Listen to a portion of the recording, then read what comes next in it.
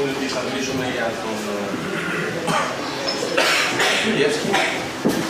Άρα θεωρώ πως πάντα στις διαλέξεις ότι έχετε διαβάσει βέβαια όλη την αρκογραφία του, αν δεν θα έχει νόημα να είστε εδώ. Και εγώ θα μιλήσω μόνο και μόνο για πράγματα τα οποία σας είναι σίγουρα μπροστά. Την ιδέα ότι όταν μιλάμε για τους ανθρώπους πρέπει να βρούμε κάποιον που δεν ξέρει κάποιο που είναι. Άρα, για να είναι λίγο ξεκάθαρο, το πλαίσιο είναι 1821-1881.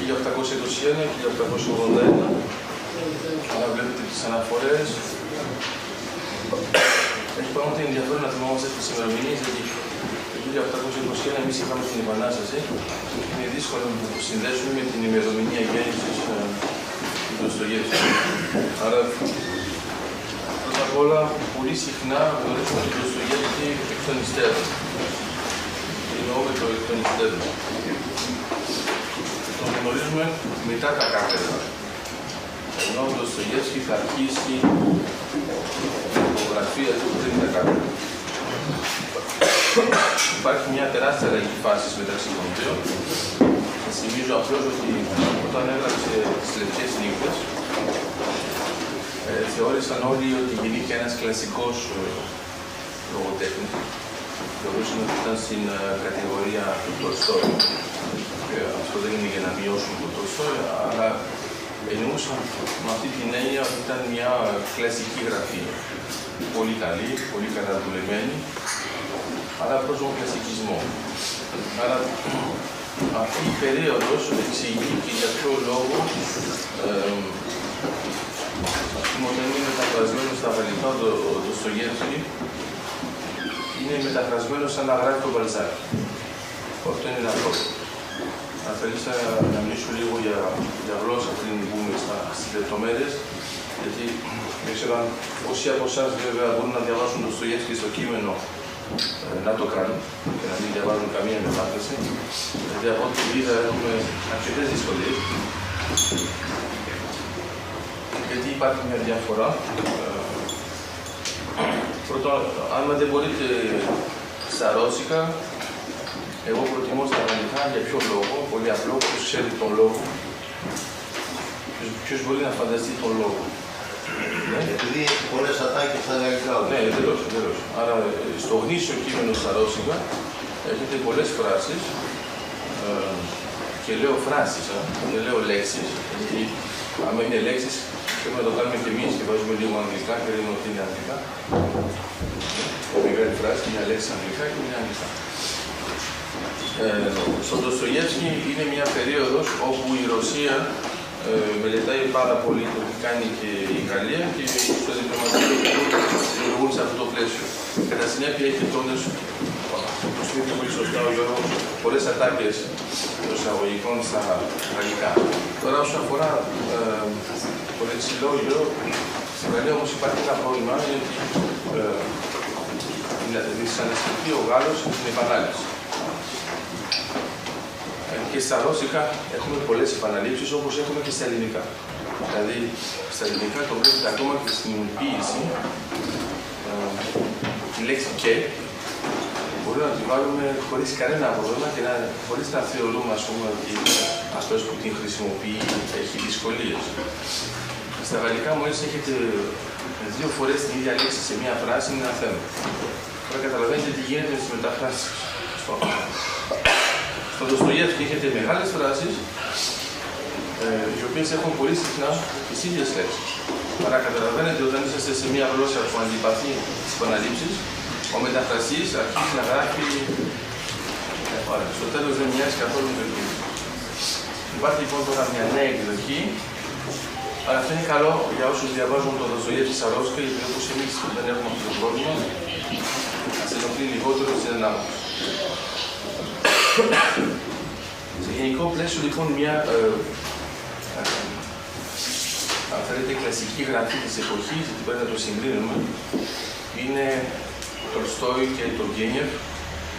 Το Τολστόι είναι αρκετά γνωστό στην Ελλάδα, το Γκένιεφ λιγότερο και είναι κρίμα. Αλλά τέλος πάντων, άμα είναι να διαλέξετε μεταξύ των τρεις, πάτε στο Ντοστογεύσκη. Τώρα, μιλάμε για τις λευκές νύχτες, θα μιλήσουμε σε κάποια φάση και για την Ιετόσκα. Λευκές νύχτες είναι, αν θέλετε, μια νουβέλα που είναι, θα λέγαμε, κάπως ρομαντική. Πρέπει να το θεωρήσετε όμως ότι είναι πιο πολύ μια άσκηση. Να μου πείτε μια άσκηση στη λογοτεχνία. Ξέρετε πάνω ότι πολλά έργα λογοτεχνίας και ποίησης είναι απλώς ασκήσεις. Το μαθαίνουμε βέβαια μετά, όταν έχουμε βιογράφο του αναλύου. Το βιογραφικό του θα αλλάξει ειδικά όταν θα μπει σε έναν κύκλο επαναστατών, θα είναι πιο πολύ σαν παρατηρητής. Έχουμε γράψει ένα θεατρικό στα γαλλικά, που όταν το παίζουμε είναι ακριβώς η περίοδος. Η περίοδος που βλέπουμε πώς έρθει σε επαφή με κύκλους που ασχολούνται με τον αναρχισμό και με τον νihilισμό. Εδώ θα έχουμε μια διαφοροποίηση. Πολύ συχνά στον ελληνικό χώρο αυτές οι λεπτομέρειες, θεωρούνται λεπτομέρειες, τα βάζουμε όλο πακέτο εναντίον της εξουσίας, ενώ πολύ συχνά έχουμε ανθρώπους που στη μία κατηγορία ή στην άλλη δεν έχουν καμία γνώση, και ούτε θεωρητική βέβαια, ούτε διαλεκτική. Και εδώ που έχει αυτό που έχει ενδιαφέρον είναι ότι θα υπάρχει ένας επηρεασμός από τον Μπακούνιν. Ο Μπακούνιν δεν είναι μόνο αναρχικός, είναι ένας διανοούμενος. Θα έχει μια ολόκληρη σχολή που θα μεταδοθεί στη Ρωσία. Και ένας από τους μαθητές, για να θέλετε μαθητευόμενος, είναι ο Νικολάης Πεκνιόφ. Ο Νικολάης Πεκνιόφ θα είναι ο αρχηγός, αν θέλετε, αυτού του κύκλου, όπου θα υπάρχει και ο Πάλιν, θα υπάρχει και ο Στογεύσκι. Και σε αυτόν τον κύκλο, που φαίνεται αρχικά να είναι πιο πολύ ένας κύκλος διανοούμενο, με την καλή έννοια, θα έλεγα, να υπάρχει ένα στατικό πνεύμα, να θυμηθείτε ότι το πλαίσιο είναι 1821 η γέννησή του, αλλά καταλαβαίνετε ότι το τι υπάρχει στη Ρωσία είναι κάπως διαφορετικό. Κατά συνέπεια, κάποιος που είναι ήδη εναντίον του Τσάρου, είναι ήδη επαναστάτης, τώρα το να είναι επαγγελματικά εναντίον είναι άλλο. Λοιπόν, τον Ντοστογεύσκι γίνεται κάτι που θα τον επηρεάσει πάρα πολύ, είναι ότι η αστυνομία τους πιάνει όλους.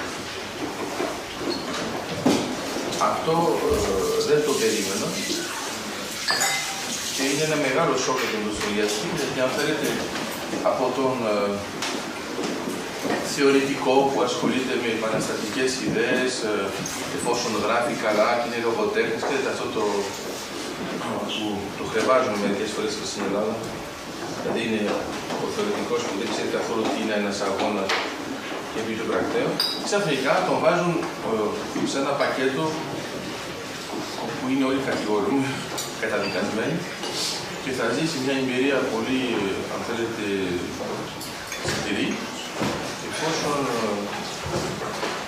θα κάνουν μια μήνυση εκτέλεσης. Πριν λίγοι το ξέρουν αυτό για το Ντοστογεύσκι, τους βάζουν όλους στη σειρά, κεφάλι πεκουλωμένο, και δίθεν θα ρίξουν άσφαιρα και μετά τους στέλνουν εξορία.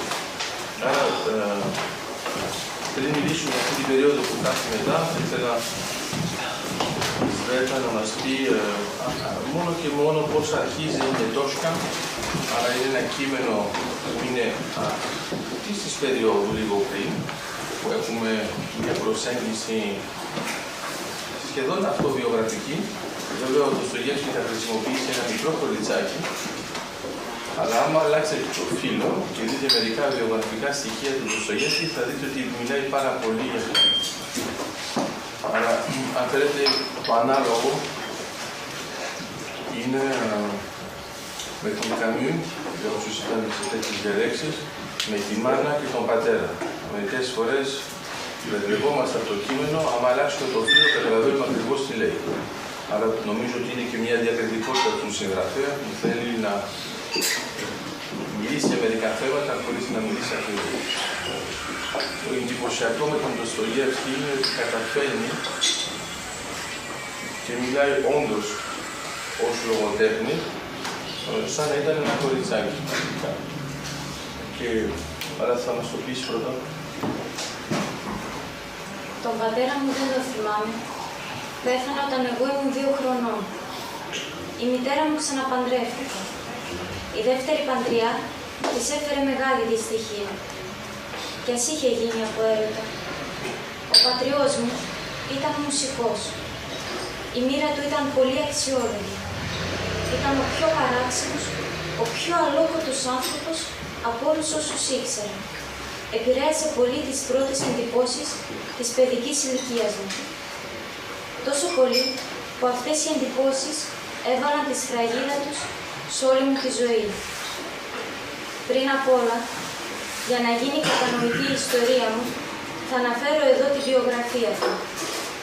Αυτά όλα που θα διηγηθώ εδώ, τα άμαθα αργότερα από τον ξακουστό βιολιστή Ιβή. Ήταν συνάδελφος και στενός φίλος του πατριού μου στα νεανικά του χρόνια. Ωραία, αυτή είναι αυτή. Το βλέπετε το στυλ του Ντοστογεύσκη από την αρχή είναι ότι εκτός αν έχετε νοητική υστέρηση, είναι πολύ δύσκολο να μην το συνεχίσετε. Δηλαδή, στείνει πολύ γρήγορα κάτι που μας συνέχει σχεδόν σε προσωπικό επίπεδο, εξηγεί ότι το άτομο που μιλάει δεν ήξερε αυτά που θα πει και τα έμαθε μετά από πολλά χρόνια για να καταλάβει την ίδια του τη ζωή και μας υπενθυμίζει ότι θα δώσει ένα βιογραφικό του πατέρα για να καταλάβουμε τι δεν είχε καταλάβει το παιδί. Αυτό βλέπετε είναι διάφορα επίπεδα που θυμίζουν και την γραφή τώρα πιο πρόσφατη του Ουμμπέρτο Έκο, όπου ο καθένας καταλαβαίνει ότι μπορεί. Άρα το εξηγώ τουλάχιστον μία φορά και είναι όμορφο. Άμα διαβάσετε το όνομα του Ρόδου και κοιτάξετε το επίπεδο 0, είναι η ταινία. Το επίπεδο 2 είναι η διάλογη μεταξύ των δύο, του δασκάλου και του μαθητή. Όλοι οι διάλογοι είναι φτιαγμένοι σε μια δομή που είναι του τύπου Sherlock Holmes, Conan Doyle. Συνειδητά. Μετά, αν δείτε πώς εκφράζεται ο δάσκαλος και ποια νοητικά σχήματα, το λέω για φίλο μου σήμερα, χρησιμοποιεί, θα δείτε ότι χρησιμοποιεί συστηματικά σχήματα του Zadig του Voltaire.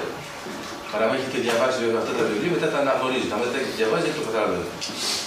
Όταν θα πάτε λίγο πιο πάνω, αν θυμάστε καλά, όσοι είδαν το έργο και δεν έχουν διαβάσει το βιβλίο, σε κάποια φάση υπάρχει μια ερωτική σκηνή μεταξύ του μαθητευόμενου και μιας γυναίκας που είναι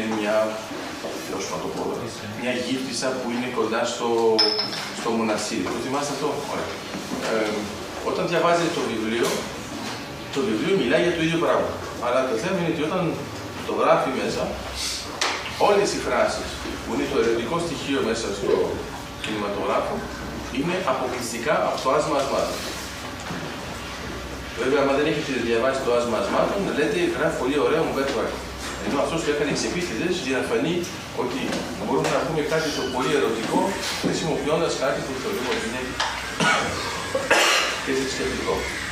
Σε ακόμα πιο πάνω επίπεδο, άμα κοιτάξετε πώς λειτουργεί η δομή του βιβλίου, θα δείτε ότι είναι μια δομή που αφορά τη σημειωτική, που είναι ο τομέας του Ουμμπέρτο Έκο και ακολουθεί τη θεωρία του Chambers.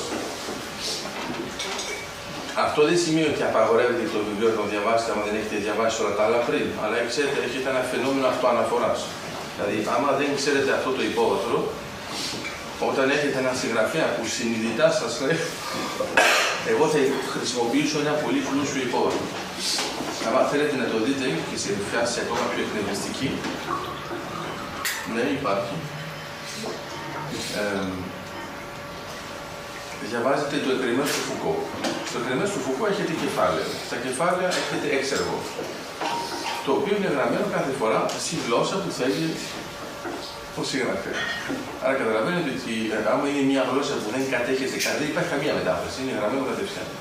Και άμα νομίζετε ότι είναι εύκολες γλώσσες, υπάρχουν και εβραϊκά, εντάξει, με την κλασική γραφή. Δηλαδή, κατευθείαν σου λέει ο άλλος ότι το βιβλίο θα είναι ένας ωκεανός.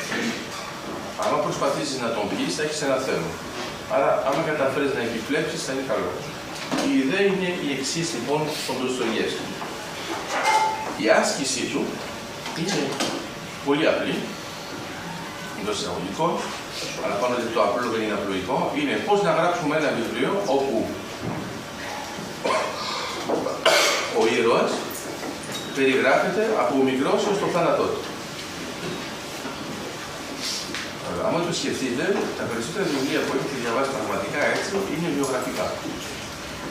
Για να καταφέρει ο άλλος να κάνει κάτι που να είναι εκτός του βιογραφικού και εκτός βέβαια του αυτοβιογραφικού, είναι ένα πλαίσιο που είναι πολύ δύσκολο. Άρα, ο Ντοστογιέφσκι καταφέρνει αρχικά, βέβαια το βιβλίο είναι ημιτελές. Δηλαδή, δεν θα ολοκληρώσει αυτή την προσπάθεια και καταλαβαίνουμε ότι στην πραγματικότητα ετοιμάζει άλλο βιβλίο που θα είναι πολυμύθιος. Αλλά όταν το διαβάζετε, για όσους καταλαβαίνουν καλά την γραφή του Ντοστογιέφσκι, θα δείτε ότι έχετε ήδη τα στίγματα της γραφής που θα έρθει. Άρα, αν θέλετε, μοιάζει σαν μια προμελέτη. Και για όσους είναι πιο πολύ ζωγράφοι, μοιάζει σαν το πρώτο σκίτσο πριν έρθουν τα χρώματα. Καταλαβαίνετε ότι οι γραμμές ακολουθούν την ίδια πορεία. Έχει ενδιαφέρον λοιπόν να δούμε ότι τα κεφάλαια είναι δομημένα έτσι ώστε να υπάρχει μια συνέχεια και στις σημειώσεις του Ντοστογιέφσκι καταλαβαίνει ότι η άσκηση είναι πολύ δύσκολη για το συγκεκριμένο πρόσωπο, άρα θα τελειώσει πριν και τώρα προτείνει να διαβάσει μετά, μπορεί να είναι πιο μετά. Μετά το κεφάλαιο 7. Έτσι άρχισε μια νέα περίοδος της ύπαρξής μου. Μετά από αυτό το σκάνδαλο και τη σύγχυση που προκάλεσε μέχρι το βάθος της ψυχής μου, συνειδητοποίησα ότι τίποτα πια δεν θα ήταν όπως πριν. Πώς θα μπορούσα να κοιτάξω κατάματα τον Πιότρ Αλεξάνδροβιτς χωρίς να αισθανθώ κατηγορούμενη ενός εγκλήματος που δεν είχα διαπράξει. Εάν μόνο δεν είχα μπει σε αυτή τη βιβλιοθήκη, εάν μόνο δεν είχα αναζητήσει έναν ιονό μέσα στο μυθιστόρημα του Walter Scott. Όχι, δεν μπορούσα να μετανιώσω για την είσοδό μου, καθώς αυτά τα βιβλία είχαν ανοίξει έναν ολόκληρο σύμπαν. Έμεινα μέσα στο δωμάτιό μου, ανίκανη να κοιμηθώ. Τόσο η καρδιά μου συνέχισε να χτυπά σαν τρελή. Δεν σταμάτησα να σκέφτομαι την Αλεξάνδρα Μικαήλαυνα και το βλέμμα της, το τόσο γεμάτο θλίψη. Ανησυχούσα για εκείνη. Έβλεπα ξανά την εικόνα της μητέρας μου στο κρεβάτι της, μόνης και απελπισμένης, να μην έχει το χρόνο για να ζήσει πραγματικά δίπλα στον πατέρα μου. Αισθανόμουν τη στιγμή που θα είχα μία νέα κρίση. Τότε σηκώθηκα αργά από το κρεβάτι μου και άρχισα να περπατάω πέρα δόθε σαν μία αρκούδα στο κλουβί. Αυτή η κατάσταση ήταν ανυπόφορη. Είχα δοκιμάσει τα πάντα, ωστόσο ένα συναίσθημα αδικίας με έτρωγε. Τότε ξαφνικά επανεξέτασα τη φράση του Αυρόφ, του γραμματέα του Πιότρ Αλεξάνδροβιτς. Τι θα μπορούσε να θέλει από μένα? Ο χαιρετισμός του ήταν αξιοσέβαστος. Γι' αυτό ήμουν σίγουρη. Τότε γιατί διέκρινα με μια ασάφεια στο χαμόγελό του? Αυτή η κρυφή εντύπωση ήταν μόνο μια όψη του πνεύματος ή μια πραγματικότητα? Η ανάμνηση των δεινών της Αλεξάνδρα Μικαήλαυνα διέκοψε απότομα τη σκέψη μου. Το αύριο δεν ήταν παρά μια άλλη ημέρα, ενώ αναρωτιόμουν αν εκείνη θα περνούσε τη νύχτα. Λοιπόν, Τώρα, ελπίζω να καταλάβετε όλοι ότι είναι ένα έργο προπαγάνδας για να σας αναγκάσουμε να διαβάσετε την Τόσκα, για όσους δεν το έχουν κάνει. Και η ιδέα είναι ότι αν θέλετε να προχωρήσετε στην εμβάθυνση του έργου του Ντοστογεύσκη, είναι καλό να δούμε αυτήν την περίοδο, γιατί αλλιώς μετά έρχεται το μεγάλο θέμα. Στη σειρά έχουμε το εξής πρόβλημα που πρέπει να μην ξεχάμε. Σε κάποια φάση έχετε μια αναφορά στο θέμα της κρίσης. Ο Ντοστογεύσκης ήταν επιλεπτικός και θυμάστε εκείνη την εποχή επιλεπτικός σημαίνει τρελός. Δυσκολία να δουν τη διαφορετικότητα. Το άλλο θέμα που δεν πρέπει να ξεχάσουμε είναι ότι οι φράσεις του Ντοστογεύσκη είναι μεγάλες. Πολύ συχνά αναρωτιόμαστε γιατί. Νομίζω ότι μερικοί από εσάς το ξέρουν. Είναι πολύ απλό. Τον πλήρωναν αναγραμμή.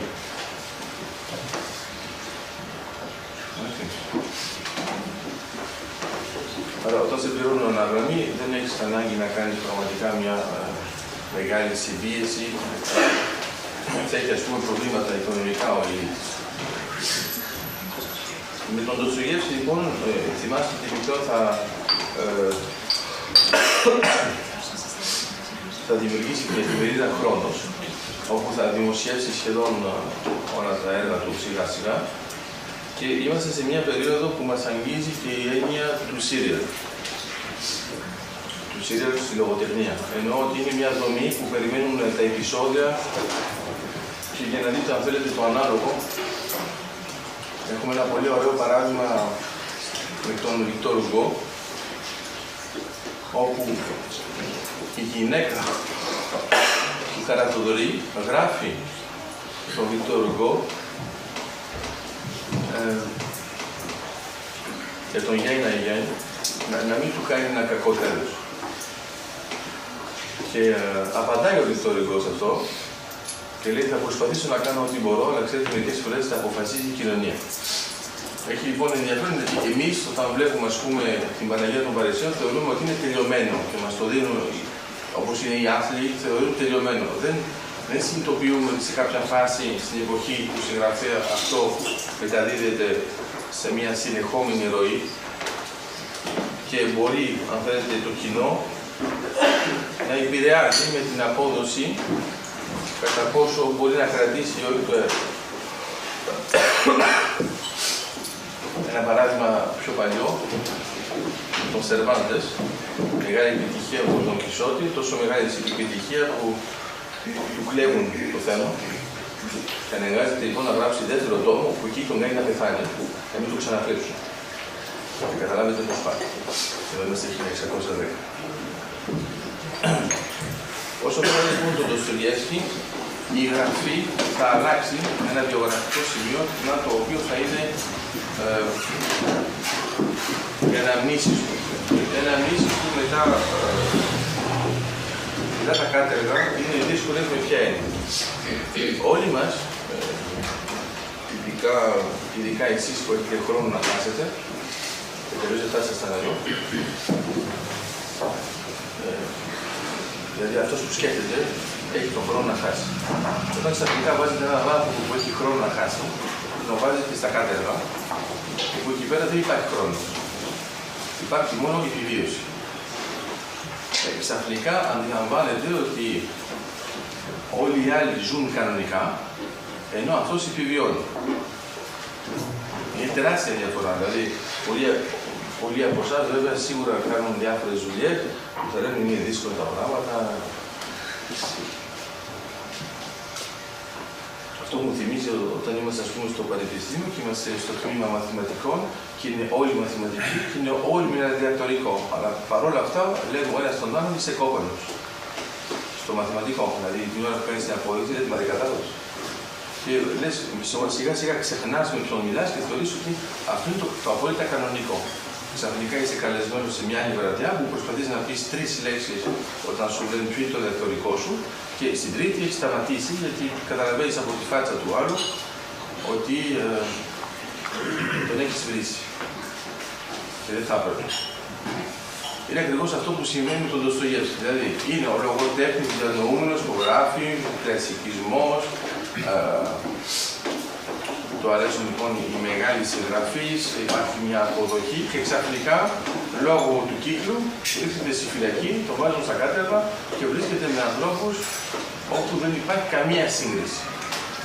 Και ξαναρχίζει, για όσους είναι πιο πολύ πληροφορικά, είναι φορμάτ. Δηλαδή όλα αυτά που ήξερε, εκεί πέρα δεν έχουν πια νόημα και άμα δεν κάνει επανακίνηση, δεν μπορεί να εξελιχθεί, θα πεθάνει, ας πούμε. Και μάλιστα δεν θα έχει και πολλές σημειώσεις. Είναι κάτι που εμείς μας ξαφνιάζει, άμα δεν το ξέρουμε. Ας πούμε, θα μιλήσω και για τον Wittgenstein, κάπου θα μιλήσω. Δεν ξέρω εγώ το σκοπό που είναι.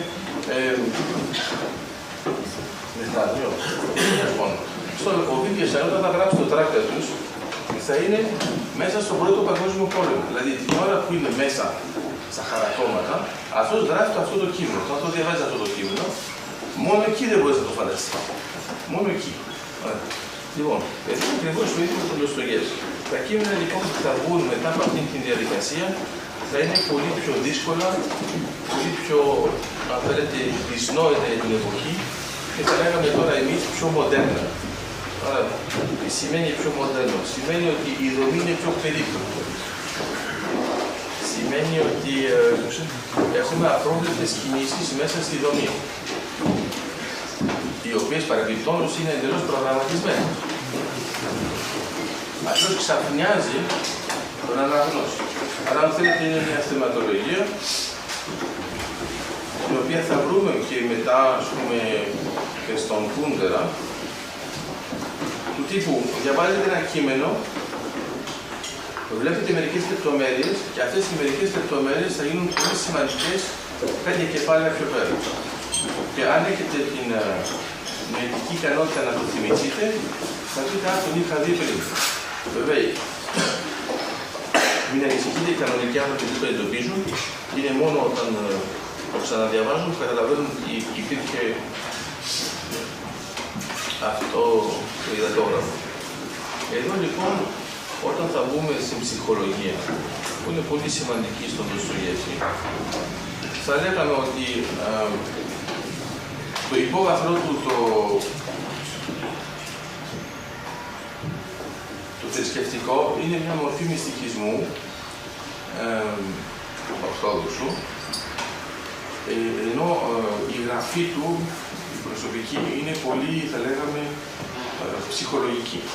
Άρα, με την ευρύτερη έννοια, μην το βλέπετε επαγγελματικά, λέω ψυχολογική με την έννοια ότι μπορεί να διαβάσετε, μπορεί και 40 σελίδες για μία σκέψη. Που κανονικά, σε μία κανονική δομή, θα έχετε φύγει ήδη. Άμα το σκεφτείτε συνοπτικά για όσους έχουν διαβάσει έγκλημα και τιμωρία, και σας πει κάποιος, πες μου σε μερικές λέξεις τι διάβασες. Είναι πολύ απλό. Μετά το δεύτερο ερώτημα, αν τα καταφέρετε βέβαια, που περάσετε το πρώτο τεστ, είναι να του πει, να σας πει πόσες σελίδες ήταν αυτό το βιβλίο. Εκεί πέρα του λέτε κάτι σαν 1200 και βέβαια έρχεται το τρίτο ερώτημα, μα τι έλεγε. Και λες, τι μπορεί να πει. Δηλαδή, έγινε μια προετοιμασία, έγινε ένα έγκλημα, γίνεται το αναπληκτικό πλαίσιο, γίνεται η καταδίκη. Άρα το θέμα είναι ότι ο Ντοστογεύσκη έχει την ικανότητα να κάνει τη διαστολή του χρόνου. Είναι τεράστιο φαινόμενο αυτό και προσέξτε, χωρίς όμως να σας κουράζει. Ποια έννοια, δεν το αντιλαμβάνεστε ούτε εσείς. Θα σας κάνω λοιπόν μια άσκηση πολύ απλή. Αν δεν βρείτε τη λύση εκνευριστική, να μην ανησυχείτε, θα το πω στο τέλος. Ας πούμε ότι ξαφνικά για όλους μας ο χρόνος πάει 2 φορές πιο γρήγορα. Εντάξει. Άρα, πώς θα το ξέρετε. Τώρα σας αφήνω λίγο. Άρα, κανονικά είναι, θα πείτε, να μην το απαντήσω κατευθείαν, αν έχετε σκεφτεί κάτι, και καλά θα κάνετε γιατί σίγουρα θα είναι λάθος. με τελείωσε θα σας έκανα την ερώτηση. Η ιδέα ποια είναι? Η ιδέα είναι να το σκεφτείτε και μετά να καταλάβετε ότι ο Ντοστογεύσκι έχει την εξής ιδιότητα. Στα μαθηματικά, όταν υπάρχει κάτι που μας επηρεάζει τοπικά, πολύ σημαντικά, το ονομάζουμε ιδιομορφία. Μια ιδιομορφία επηρεάζει τον τοπικό χώρο. Μπορεί να είναι το χώρο-χρόνο. Όταν αυτή η ιδιομορφία επηρεάζει ολικά το χώρο, τότε ονομάζεται ανομαλία. Σας εξηγώ αυτό γιατί, άμα πω κατευθείαν ότι ο Ντοστογεύσκι είναι ικανός να παράγει μια ανομαλία, επειδή είμαστε και στην Ελλάδα, θα το πάρετε κάπως αλλιώς. Άρα, εννοώ ξανά ότι με την άσκηση που έχετε τώρα στο μυαλό σας, φανταστείτε ότι τώρα κάνετε αυτή τη μοναδική αλλαγή, ας πούμε, ότι ο χρόνος πάει πιο γρήγορα. Αποφασίζετε εσείς ότι θέλετε, 2 φορές πιο γρήγορα, 3 φορές, δεν έχει σημασία. Βλέπετε ότι είναι μία αλλαγή. Δεν είναι τίποτα άλλο, μόνο μία αλλαγή. Αυτή η αλλαγή θα άλλαζε τα πάντα. Και είναι το ίδιο που γίνεται με τον Ντοστογεύσκι. Δηλαδή, αρχίζετε πρώτα απ' όλα, αν δεν κατέχετε τα ρώσικα, ο εγκέφαλός σας κάνει αυτό που ονομάζουμε αναγνώριση μοτίβου. Άρα, βλέπετε ένα μεγάλο πράγμα, έτσι, που είναι το όνομα ενός ήρωα. Στον ήρωα το καταφέρνουμε. Πρέπει να καταλάβετε, ας πούμε, ότι ο μέσος όρος ένα έργο του Ντοστογεύσκι είναι από 70 έως 90 πρόσωπα. Εντάξει. Άρα, άμα θέλετε να κάνετε το τεστ, να θυμηθείτε, ας πούμε, ποια είναι αυτά τα πρόσωπα, άμα ξεπεράσετε 10, έχετε περάσει ήδη τα στάνταρ. 10 συνολικά για όλα τα έργα του Ντοστογεύσκι. Θα σας βάζω κάτι την άσκηση 10 μόνο ένα. Εκτός αν το έχετε διαβάσει μόλις τώρα. Αλλά ακόμα και μόλις τώρα υπάρχει αυτή η δυσκολία. Δηλαδή, υπάρχει ένας τεράστιος κόσμος που το χτίζει, είναι ένα τεράστιο κατασκεύασμα, και αυτό συνεχίζει μια ροή και εσείς είσαστε η λεπτομέρεια που μπαίνει σε αυτόν τον κόσμο. Και δεν είναι ακριβώς αυτό που γίνεται με την Ετόσκα. Είναι μια μικρή κοπέλα η οποία σε κάποια φάση ανακαλύπτει τον χώρο των βιβλίων και πάει στη βιβλιοθήκη.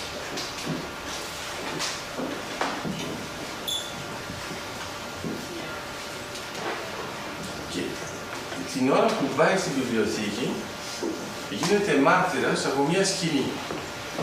Δεν θα την πω. Και αυτό είναι το λεγόμενο σκάνδαλο μετά. Και το θέμα της μετά είναι αυτό, είμαι ένοχη, έπρεπε να μπω στη βιβλιοθήκη, δεν έπρεπε να μπω. Και βλέπετε λοιπόν ότι είναι απλώς ακριβώς αυτό που μας συμβαίνει ως αναγνώστες. Άμα μπείτε στο Ντοστογεύσκι, δύσκολα θα βγείτε ο ίδιος. Είναι ακριβώς αυτό. Άρα για τους πιο μοντέρνους, επειδή έχει και μικρές ηλικίες, είναι ακριβώς με το Matrix να προσέχετε πιο hard θα πάρετε. Με τον Ντοστογεύσκι όμως δεν είναι μόνο ένα. Σου λέει έχεις την επιλογή να το πάρεις ή να μην το πάρεις. Άρα εφόσον το πάρετε, το πήρατε, μετά αλλάζουν τα δεδομένα. Για όσους νομίζουν ότι ο Ντοστογεύσκι δεν έχει υψηλή νοημοσύνη. Εσύ τι χαμηλώσεις εσάς, νιώθεις ενοχές, το σκέφτεσαι αυτό. Είναι πολύ απλό, σε κάποια φάση ο εκδότης του λέει ότι άμα δεν γράψεις γρήγορα ένα βιβλίο σε 7 εβδομάδες, θα σου πάρω όλα τα δικαιώματά σου για 7 χρόνια. Το εξηγεί αυτό ο Ντοστογεύσκι στους φίλους του και του λέει δεν γίνεται να το γράψεις τόσο γρήγορα. Ένα. Δεύτερη συμβουλή, πάρε και καμιά γραμματέα. Μ' αρέσουν αυτές οι διπλές συμβουλές των φίλων. Πρώτα δεν γίνεται, αλλά πάρε και μια γραμματέα για να προσπαθήσεις να μην γίνει. Και το πιο εντυπωσιακό είναι το εξής, και δεν θα σας το κάνω σαν άσκηση αυτό, και μετά θα μου ξαναπώ. Είναι ότι παίρνει τη γραμματέα και γράφει ταυτόχρονα 2 βιβλία. Το πρωί γράφει τον παίχτη και το απόγευμα γράφει έγκλημα και τιμωρία. Για όσους έχουν διαβάσει και τα δύο, πρέπει ή να έχεις τουλάχιστον 2 εγκεφάλους, εντάξει, μπορείς να έχεις πρόβλημα. Και το άλλο που δεν σας είπα με το κερασάκι, είναι ότι όλα αυτά είναι μια απαγγελία. Εντάξει. Άρα η γραμματέας γράφει και αυτός περπατάει με την πίπα του και λέει τα διάφορα. Άρα το πρωί λέει τον παίρνει και το απόγευμα λέει έγκλημα και τιμωρία. Και στο λέω αυτό για να ξεκαθαρίσουμε ένα θέμα, ότι μερικές φορές με τους μοντέρνους συγγραφείς δεν με κάνει τον υπάλληλο. Εντάξει. Έχετε άλλα παραδείγματα τέτοιου τύπου? Μπορείτε να μου το κάνετε και με αναγνώριση του υπολογιστή, δεν έχω θέμα. Είναι πολύ απλό. Εγώ αυτό που έχω δει είναι μόνο και μόνο για να κάνετε αυτό το πράγμα απαγγελία και να είναι μια γραφή. Δηλαδή, εσείς να το λέτε, τώρα να το γράφετε, να είναι κείμενο στο τέλος, και σταματάτε και λέτε, ωραία, επόμενη σελίδα τώρα. Μόνο να το κάνετε αυτό, νομίζω ότι καταλαβαίνετε τη δυσκολία. Τώρα να το κάνετε με το έγκλημα και τη τιμωρία και ταυτόχρονα να το κάνετε με τον παίκτη. Άρα, με τον παίκτη θα σας πω ότι έχει μια δικαιολογία και γι' αυτό τα κατάφερε. Είναι ότι ο παίκτης είναι πολύ ο Ντοστογεύσκι, γιατί ο Ντοστογεύσκι είχε ένα πρόβλημα με τον παίκτη. Έπεφτε πολύ γρήγορα σε αυτή την παγίδα και έκανε σχεδόν τα πάντα. Αλλά ξέρετε, αυτό θα μπορούσε να δώσει ένα έργο του τύπου Πουσκίν. Αλλά το Ντοστογεύσκι είναι κάπως διαφορετικό. Τώρα, όσο αφορά το έγκλημα και τιμωρία, νομίζω ότι καταλαβαίνετε ακόμα περισσότερο τις γαλλικές επιρροές, γιατί αν θυμάστε καλά, ο Ραστολνικόφ μιλάει σε κάποια φάση, θυμάστε ότι γράφει ένα άρθρο, το οποίο το είχε εντοπίσει ο ανακριτής. Δεν μιλάω μόνος μου, έτσι δεν γίνεται. Το έχετε διαβάσει αυτό? Ωραία, μπράβο. Το θυμάστε το άρθρο? Παντελής με κοιτάζει με ένα κακό μάτι, σου λέει τώρα περιμένει να του πούμε και το άρθρο. Δεν είπα τον τίτλο, λέω απλώς ότι έχει ενδιαφέρον γιατί σε αυτό το άρθρο, αυτός εδώ φάνηκε να το ξέρει, μιλάει για τους μεγάλους ανθρώπους και για τους άνθρωπους. Και μέσα στους μεγάλους ανθρώπους βάζει την κατηγορία των μεγάλων Ναπολέων. Και το θέμα είναι ότι πάνω κάτω υπάρχει κάτι που θα λέγαμε ότι είναι εξτρεμιστικό τώρα, είναι ότι του τύπου οι άνθρωποι οι άλλοι απλώς ακολουθούν τι γίνεται, ενώ οι μεγάλοι άνθρωποι έχουν δικαίωμα να κάνουν πράξεις που άμα τις αξιολογούσαμε κανονικά κοινωνικά θα ήταν απαράδεκτες, αλλά επειδή είναι αυτοί, είναι σχεδόν αποδεκτό. Δεν λέω νόμιμο, λέω σχεδόν αποδεκτό. Και ο μεγάλος προβληματισμός του είναι ότι χρωστάει λεφτά σε μια γριά, προβληματίζεται την γριά και είναι ενδιαφέρον γιατί ο Ντοστογεύσκι κάνει ό,τι μπορεί να μας την παρουσιάσει απέσια, δηλαδή δεν μπορεί καν να την λυπηθεί της θεολογίας. Και το ωραίο είναι ότι καταφέρει το πλέον να μας παρουσιάσει και απέσιο και το έγκλημα. Δηλαδή δεν είναι ας πούμε κάτι που είναι ας πούμε ένα τσάι που θα ήταν δηλητηριασμένο. Λέω. Εντάξει, γίνεται με τσεκούρι, δηλαδή δεν μπορείτε να το φανταστείτε όλα έτσι και ηλέκτρα. Άρα δεν προσπαθεί να το μειώσει, ούτε από τη μία, ούτε από την άλλη. Τώρα, όταν κοιτάζετε όλη την ανάλυση και την ψυχολογία, έχει ενδιαφέρον στον Ντοστογεύσκι η εξέλιξη των προσώπων. Και αυτό μας θυμίζει αυτό που λέει το Κούντερα θεωρητικά για αυτούς που γράφουν τη μυθιστορήματα. Προσέχει ως θεωρητικός του μυθιστορήματος ότι το μυθιστόρημα είναι πιο έξυπνο από τον συγγραφέα. Και έχουμε ένα πρόβλημα με τους ανθρώπους που έχουν μεγάλη νοημοσύνη για το μυθιστόρημα. Για ποιο λόγο? Γιατί είναι ικανοί να προβλέψουν την δομή, να την κατασκευάσουν και την κλειδώνουν. Και δίνει ένα παράδειγμα που είναι πολύ ξεκάθαρο. Είναι Άννα Καρενά με τον Τολστόι και λέει ότι άμα κοιτάξετε πώς την έβλεπε ο συγγραφέας, το βλέπετε στις πρώτες σελίδες και πώς την βλέπει στο τέλος, δεν έχει καμία σχέση. Έχει αλλάξει το πρόσωπο από την ροή. Δηλαδή εδώ έχουμε ένα ωραίο παράδειγμα όπου το μυθιστόρημα ξεπερνάει τις ικανότητες του συγγραφέα. Το πρόβλημα με τον Ντοστογεύσκι είναι ότι είναι σχεδόν αντιπαράδειγμα. Γιατί καταφέρει και κάνει αυτή την τεράστια δομή χωρίς να έχει καμιά ουσιαστική ενόχληση. Το κάνει μια απαγγελία. Ξέχασα να σας πω ότι το τελειώνει σε 7 εβδομάδες. Γιατί πολύ απλά, αν δεν το είχε καταφέρει, θα ξέραμε τον Ντοστογεύσκι. δεν είχε πια εισόδημα, είχε πεθάνει ο άνθρωπος από πείνα. Ένα άλλο μεγάλο πρόβλημα που βλέπουμε στον Ντοστογεύσκη, που είναι λίγο πιο δύσκολο για εμάς τώρα, είναι το εξής. Είναι ότι ξέρει τι σημαίνει πείνα. Και αυτό προέρχεται από τα κάταργα. Δηλαδή, μην φαντάζεστε ότι επειδή ξαφνικά ήταν φτωχός, δεν είναι αυτό το θέμα. Ξέρει ακριβώς τι είναι να σε αφήσουν για μέρες να φας ένα φαγητό που θα το τρώγες σε ένα γεύμα. Άρα, όλη αυτή, αν θέλετε, η κούραση πάνω στον άνθρωπο, η καταπώνηση, η ψυχολογική, που αναρωτιέσαι πώς μπορείς να ζήσεις μέσα σε αυτές τις συνθήκες.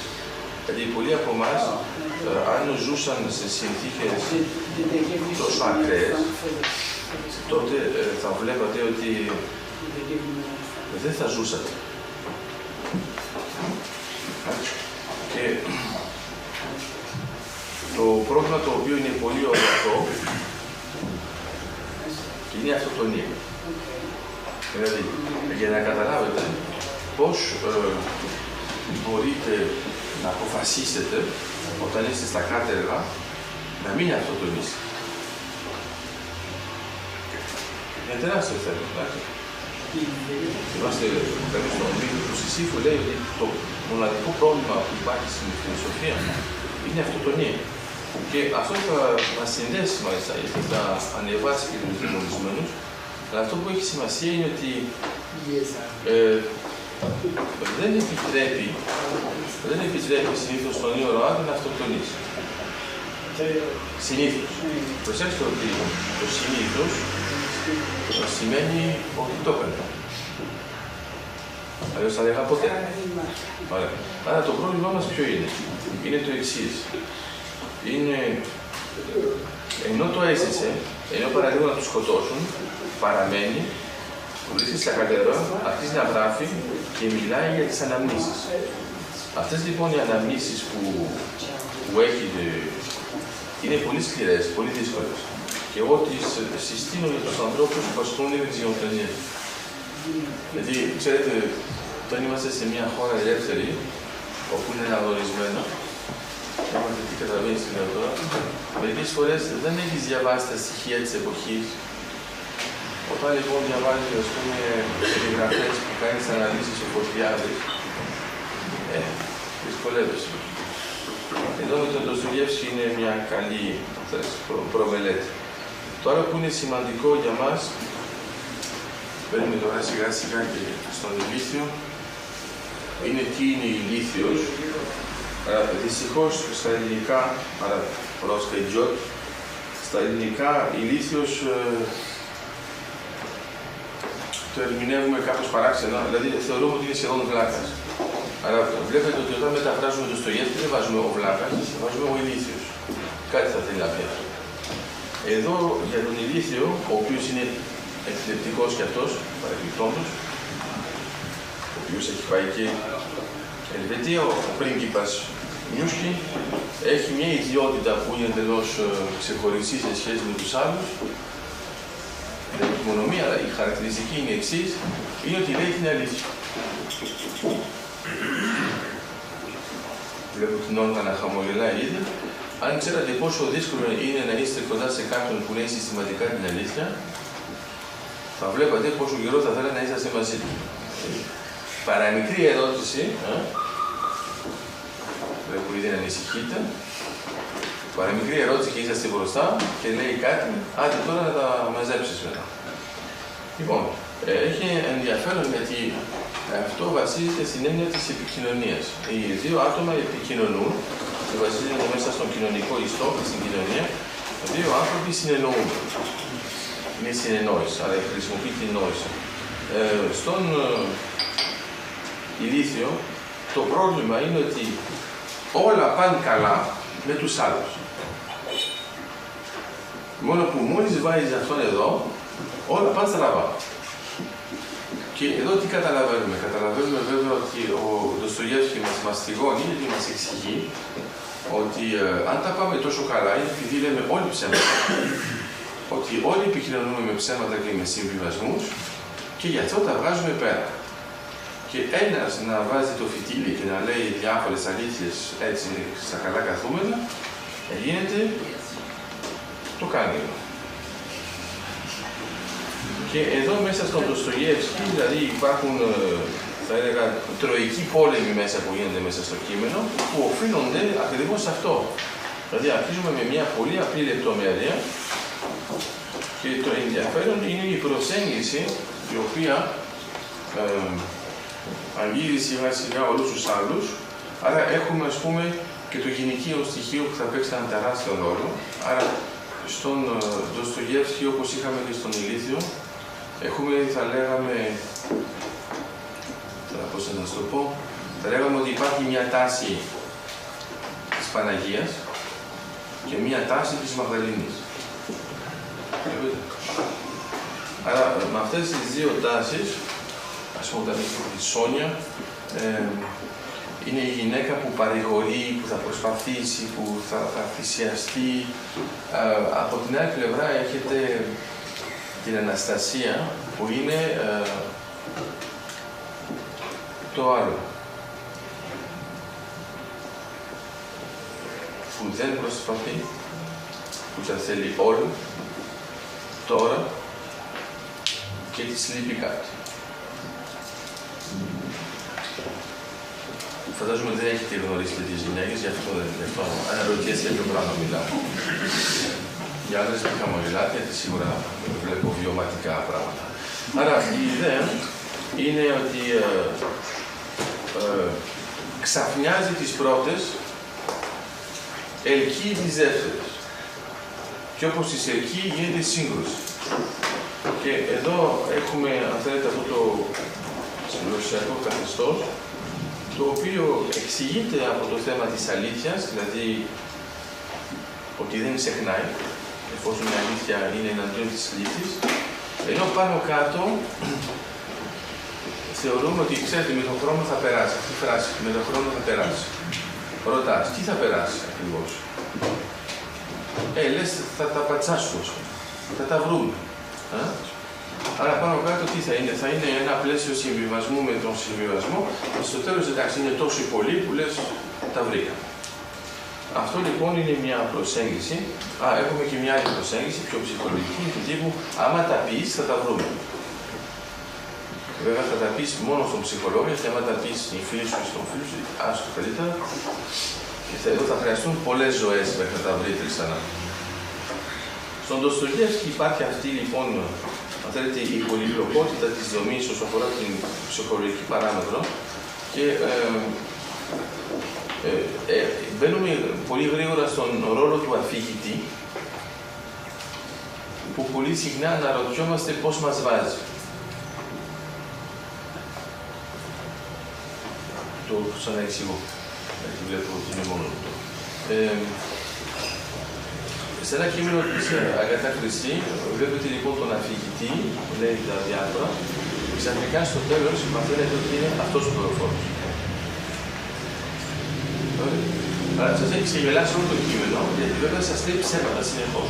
Ενώ εσείς έχετε συνηθίσει να διαβάζετε τον αφηγητή. Και όλα αυτά που σας περιγράφει, τα περιγράφει όπως θα τα περιέγραφε ένας δολοφόνος που δεν θέλει να τον αναγνωρίσουν. Και στο τέλος λέτε, μα είμαι εγώ, εφόσον διαβάζετε ως αφηγητής. Και εδώ, δηλαδή άμα το ξέρατε από την αρχή, θα λέγατε, εδώ λέει ψέματα, εδώ την πάτησα, εδώ αυτό. Ενώ είσαστε εντελώς μέσα στο βούρκο και μετά σας λένε, είσαι εσύ. Αυτό λοιπόν που κάνει ο Ντοστογεύσκι είναι ότι δεν ξέρουμε ακριβώς πού μας τοποθετεί. Και το ενδιαφέρον όταν το βλέπετε, ας πούμε, με αναλύσεις με άλλους και με φίλους σας, είναι ότι μερικοί διαμορφώνουν μια άποψη για κάποιο πρόσωπο. Και έχει ενδιαφέρον όταν κοιτάζετε και στους αδελφούς Καραμάζων. Άρα, θυμάστε πώς είναι. Θυμάστε αν έχετε διαβάσει όλοι τον πρόλογο. Άρα, αυτό έχει ενδιαφέρον γιατί πολύ συχνά δεν διαβάζουμε τους προλόγους. Εντάξει. Είναι σαν να είναι γραμμένο κάτω από τον πρόλογο να μην το διαβάσεις. Μετά στο τέλος λέτε γιατί το γράφω. Άρα, ναι, βασιλικοί το γράφουν εκ των υστέρων για να δείξουν κάποιες ενδείξεις. Άρα, άμα το κοιτάξετε και το ρωτήσετε, ας πούμε, σε κάποιον που το έχει διαβάσει σε πιο παιδική ηλικία, θα σας μιλήσει πολύ πιο εύκολα για τον Ιβάν ή για τον Μίτια, Δημήτρη, παρά για τον Αλεξή. Ενώ όταν διαβάζετε τον πρόλογο, που είναι μια σελίδα, παιδιά, δεν μπορεί να το κάνετε, εφόσον διαβάζετε τις 1200, μια σελίδα είναι, και λες, γιατί δεν τη διάβασα. Γιατί μέσα το πρώτο πράγμα που λέει είναι ότι ο ήρωάς μου μπορεί και να μην σας φανεί αξιόλογο. Και είναι ο Αλέξης. Και αυτό, άμα το είχατε διαβάσει, από την αρχή θα λέγατε πού είναι, τι κάνει, ποιος είναι. Θα βρείτε λοιπόν ένα ανάλογο παράδειγμα, δεν είναι ακόμα μια τεχνική του τύπου δεκαφωνισμού, εφόσον δεν υπάρχει, αλλά θα δείτε ότι νοητικά, σαν σχήμα και σαν δομή έχουμε μέχρι αυτό.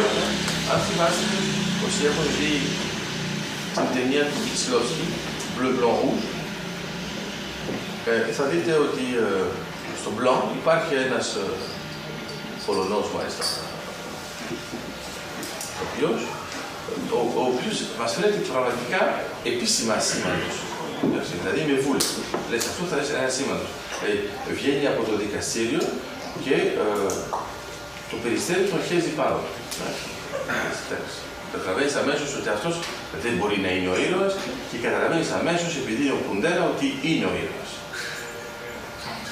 Δηλαδή υποτίθεται ο αντίηρωας, θα λέγαμε τώρα μετά. Δεν θα μπορούσαμε να πούμε, ας πούμε, ότι ο ηλίθιος δεν είναι μια μορφή αντίηρωα. Ούτε ο Ρασκολνικόφ. Δηλαδή στην αρχή έχουμε την εντύπωση που θα είναι ήρωας, θα είναι αυτός, και μετά έρχεται το ανακριτής και τον πιέζει τόσο πολύ που στο τέλος λέμε εντάξει, δεν είναι ακριβώς αυτό, και μετά, εφόσον αποδέχεται ότι δεν ήταν σωστό αυτό που έκανε, λες, είναι κανονικός, σαν εμένα. Το ξαναβάλει στη θέση. Άρα, εξηλαίως αν θέλετε το πρόβλημα. Τώρα, λοιπόν, αυτό που σας λέω και έχει ενδιαφέρον, γιατί άμα διαβάσετε εντελώς τους αδερφούς Καραμάζοφ, εγώ το λέω να το διαβάσετε βέβαια στο τέλος, έχετε ένα τεράστιο κομμάτι στο τέλος. Εντάξει, που αφορά σχεδόν αποκλειστικά τον Αλέξη. Άρα δεν μπορεί να είναι πιο επεξηγηματικός. Στους δαιμονισμένους υπάρχει μια πολυπλοκότητα δομής που αφήνει πολύ συχνά αναγνώσεις που ακόμα και αυτοί που θεωρούν ότι είναι καλός ο Ντοστογεύσκης λένε εντάξει, εδώ το παρατράβεις. Λοιπόν, οι δαιμονισμένοι, άμα το σκεφτείτε καλά, τώρα που μιλήσαμε με αυτόν τον τρόπο, θυμίζουν απόλυτα τον κύκλο μέσα στον οποίο ήταν όταν τον έπιασε. Και εδώ η μεγάλη διαμάχη είναι, θυμάστε ότι οι δαιμονισμένοι έχουν ένα ιστορικό πλαίσιο που έχει σχέση με τον Νετσάιεφ. Άρα είναι μια μορφή που θεωρεί ο Ντοστογεύσκης ότι είναι καταδικαστέα με την έννοια ότι εντάξει, μπορείς να κάνει μια επανάσταση, αλλά όχι μια επανάσταση για όλα τα πράγματα, με οποιονδήποτε τρόπο. Ενώ αν θυμάσαι ο Νετσάιεφ, τι θα κάνει, θα κάνουν μια ομάδα, και αυτό είναι που το προβλημάτισε πάρα πολύ τον Ντοστογεύσκη, γιατί δεν ήταν το ανάλογο από την ομάδα που είχε αυτός, και αποφασίζουν μέσα στην ομάδα, ας πούμε εμείς εδώ, το κύριο, αποφασίζουμε ότι θα σκοτώσουμε αυτό. Θα μπορούσα να δώσω άλλο παράδειγμα, εντάξει, μέσω του βλέπω. Δεν ανησυχείς, είναι θεωρητικό. Το ερώτημα είναι γιατί. Και η ιδέα είναι ότι επειδή θα είμαστε όλοι ένοχοι, θα δεχτούμε πιο καλά. Αυτό ο Ντοστογεύσκης το θεωρεί απαράδεκτο. Δηλαδή, και η θεματική που θα δούμε μάλιστα και στους Καραμάζοφ είναι η εξής, που είναι μια πολύ βαριά κουβέντα για κάποιον που είναι κλασικά ορθόδοξος. Η ιδέα ποιο είναι το ελληνικό σχήμα, είναι ότι ο Θεός υπάρχει και δεν μπορείς να κάνεις ό,τι θες. Άρα λέει, ακόμα και αν δεν υπήρχε ο Θεός, μερικά πράγματα δεν μπορείς να τα κάνεις. Και αυτό είναι τεράστιο, γιατί σε κάποια φάση ένας από τους αδελφούς, που είναι ο ένοχος, λέει εφόσον δεν υπάρχει ο Θεός, αυτός που τον πιστεύει, μπορείς να κάνεις ό,τι θες. Αυτό είναι μια θεματική που μπορείτε να δείτε, ας πούμε, στον Καλιγούρα, Όπου όταν λέμε ότι υπάρχει το άτομο και το παράλογο, εφόσον είναι γνωστό ότι είναι άτομο και παράλογο, μπορώ να κάνω ό,τι θέλω, εφόσον είναι όλα παράλογα. Και έχει μια σκέψη που είναι ορθολογική, αν επιτρέψει με αυτόν τον τρόπο. Εδώ λοιπόν, με τους δαιμονισμένους, υπάρχει ένας μεγάλος διαχωρισμός, ο οποίος δεν αναλύεται, δυστυχώς, είναι ότι ο νihilισμός, που είναι ex nihilo, εντάξει από τα λατινικά και είναι μια μορφή μηδενισμού, δεν έχει καμία σχέση με τον αναρχισμό. Εμείς έχουμε κατάσταση να βάζουμε όλα μαζί. Ο Δοστογεύσκη κάνει έναν τεράστιο διαχωρισμό και θεωρεί ότι είναι απαράδεκτο μια ομάδα ανθρώπων να σκοτώσει κάποιον για να δεθούν για έναν άλλον στόχο. Εδώ θα έχουμε και το πρόσωπο του Νικολάη Σταυρόγγιν, που είναι πολύ πολύπλοκο. Δεν είναι περίπλοκο, αλλά είναι πολύ πολύπλοκο. Γιατί είναι πραγματικά ένα πρόσωπο που σε ελκύει, χωρίς να ξέρεις ακριβώς για ποιο λόγο, χωρίς να ξέρεις ακριβώς αν είναι επικίνδυνο, και τελικά όταν είναι επικίνδυνο, σε ελκύει ακόμα περισσότερο, αλλά επειδή είναι περισσότερο δεν το αντέχεις. Εντάξει. Μοιάζει λίγο με τη φωτιά, εντάξει, στο τζάκι. Σ' αρέσει η φωτιά, πας κοντά, πας ακόμα πιο κοντά, πιες. Έτσι σαν να πίσω. Είναι οι αγάπες που εξηγούνται με την απόσταση. Είναι λίγο το πρόβλημα που έχουμε εμείς με τον Ίκαρο. Άρα, με τον Σταυρογγιν έχουμε ένα πρόβλημα. Ο Σταυρογγιν θα λέγαμε απλοϊκά ότι είναι μια μορφή του γυναικά. Ως εδώ λες κλασικό. Μόνο που είναι παντρεμένος. Λες ως εδώ κλασικό. Ναι, μιλάω και στις Έλληνες. Ξαναλέω λοιπόν, δεν είμαστε στην εποχή του Δοστογεύσκη. Το λιγότερο κλασικό είναι ότι είναι παντρεμένος με μια κουτσί. Μια κουτσί. Είναι το μόνο που σε ενόχλησε από όλα αυτά που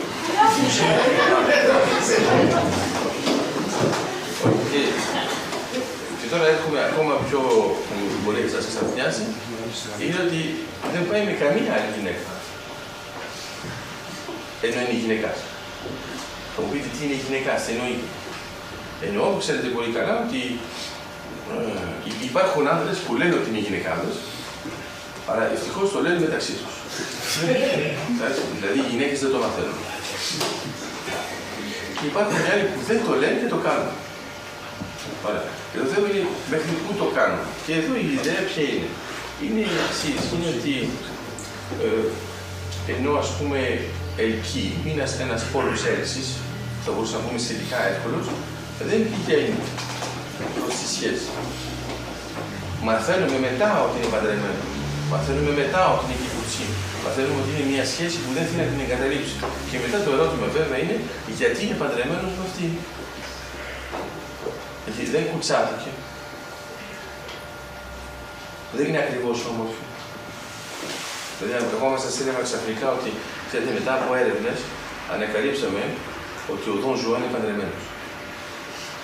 Πρώτα απ' όλα καταλαβαίνετε ότι έχει ξεφτυλίσει τη μισή ανθρωπότητα γυναικεία. Και τόσο καιρό δεν το ήξερε και πίστευε ότι είναι ο εραστής, ας πούμε.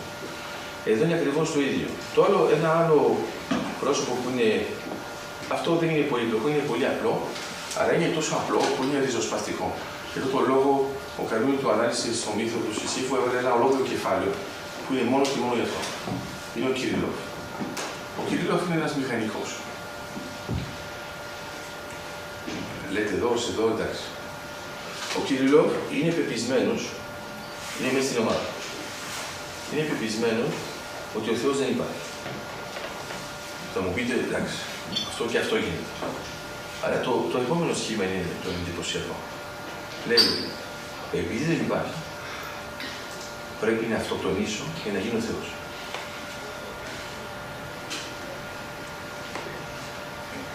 Το βλέπετε, είναι ένα νοητικό σχήμα που κρατάει μια φράση, αλλά πρέπει να καταλαβαίνετε και ποιες είναι οι επιπτώσεις από όλο αυτό.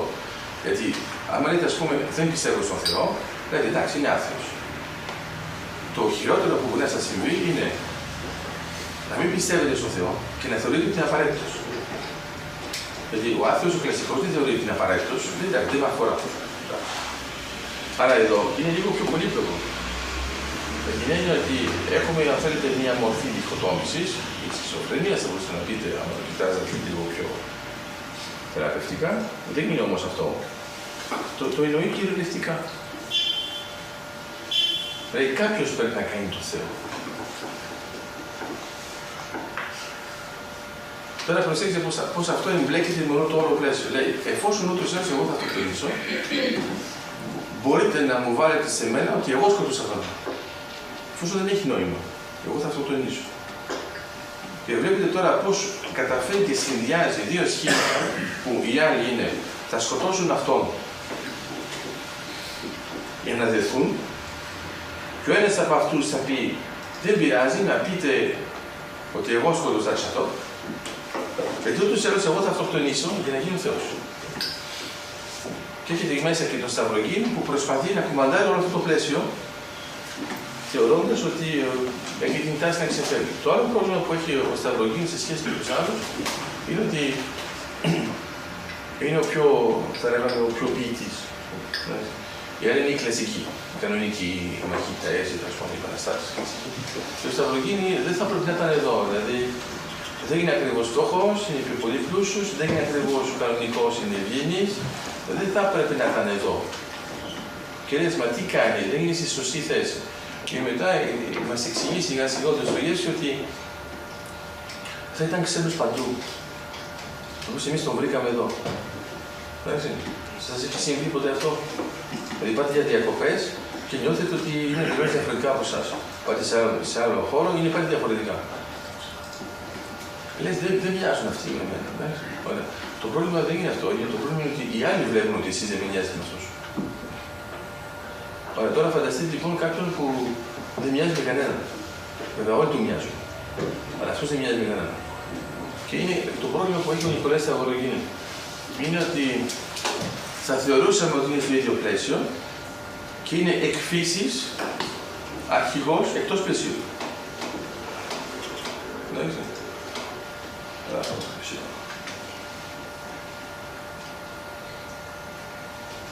Τερματοφύλακας στο ποδόσφαιρο είναι εκτός πλαισίου. Γιατί το ποδόσφαιρο, όπως λέει, ποδό, είναι ο μόνος που χρησιμοποιεί τα χέρια. Που λες, πρέπει πραγματικά να είσαι ανώμαλος για να κάνεις αυτή τη δουλειά. Δηλαδή, όλη η δουλειά λέγεται ποδόσφαιρο και εσύ παίζεις με τα χέρια. Εντάξει. Στο μπάσκετ δεν έχεις αυτό το πρόβλημα. Αλλά μεταφέρεται στον προπονητή, μην ανησυχείτε. Η ιδέα λοιπόν είναι ότι μερικές φορές δομικά το παίγνιο έχει ένα στοιχείο που είναι φαινομενικά εκτός στοιχείου. Εντάξει. Και εδώ είναι ακριβώς ο Σταυρογίνη. Και εδώ αυτό που μας ενδιαφέρει, αν θέλετε, είναι ακριβώς αυτό που συνέβη στον ίδιο τον Ντοστογεύσκη όταν τον έπιασε. Ο Ντοστογεύσκη δεν είχε καμία πολιτική δράση, τίποτα, δεν είχε κάνει πολύ τίποτα. Ήταν ένας διανοούμενος που θεωρούσε ότι είναι καλό να έχουμε ελεύθερες ιδέες, και ξαφνικά το βάζουν σε ένα πακέτο, όπου εκεί πέρα μιλάνε για ιδέες. Αρχικά αυτοί οι κύκλοι πρέπει να ξέρετε ότι μιλούσαν μόνο και μόνο για λογοτεχνία. Που σημαίνει τελικά, βλέπεις, ότι η ποίηση είναι πιο επαναστατική από την επανάσταση. Είναι για τους δικούς. Αρχίζουν λοιπόν έτσι με αυτούς τους κύκλους και μάλιστα με ανθρώπους που θα λέγαμε εμείς τώρα ότι ήταν στην νομοκλατούρα. Γιατί βλέπεις, το ανάλογο που θα μπορούσαμε να έχουμε είναι στο Παρίσι τα λεγόμενα σαλόνια, που καλούσαν ανθρώπους, επιστήμονες, διανοούμενους να συζητήσουν μεταξύ τους. Είναι λοιπόν ακριβώς το ίδιο πράγμα στη Ρωσία, αλλά στη Ρωσία, λόγω του πλαισίου και του τσάρου, όλο αυτό μετατρέπεται σιγά σιγά σε ομάδες επαναστατών. Αλλά ο Ντοστογεύσκη δεν είναι ακριβώς ένας επαναστάτης. Τον βάζουν λοιπόν μέσα σε αυτό το πλαίσιο και ξαφνικά καταδικάζεται, αλλάζει μάλιστα όλη η σκέψη του και η γραφή του και μετά θα μπορούσαμε να πούμε ότι είναι μια μορφή μετάνοιας. Αλλά είναι λάθος, γιατί δεν ήταν ποτέ ένοχος. ήταν σαν έναν λανθασμένο χώρο για άλλο λόγο, για άλλα πιστεύω, αλλά με την ίδια κατηγορία και με την ίδια καταδίκη. Έχει ενδιαφέρον λοιπόν να προσεγγίσουμε, αν θέλετε, λίγο πιο νοητικά, όχι τον Αλέξη, αλλά τον Νικολάη, γιατί ενώ έχουμε την εντύπωση ότι είναι κατανοητό το πρόσωπο, σιγά σιγά το πρόσωπο προκαλεί αποκαλύψεις. Τα άλλα πρόσωπα τα ανακαλύπτουν. Σιγά σιγά δηλαδή με την επεξεργασία, την νοητική και την ανάγνωση, καταλαβαίνουμε.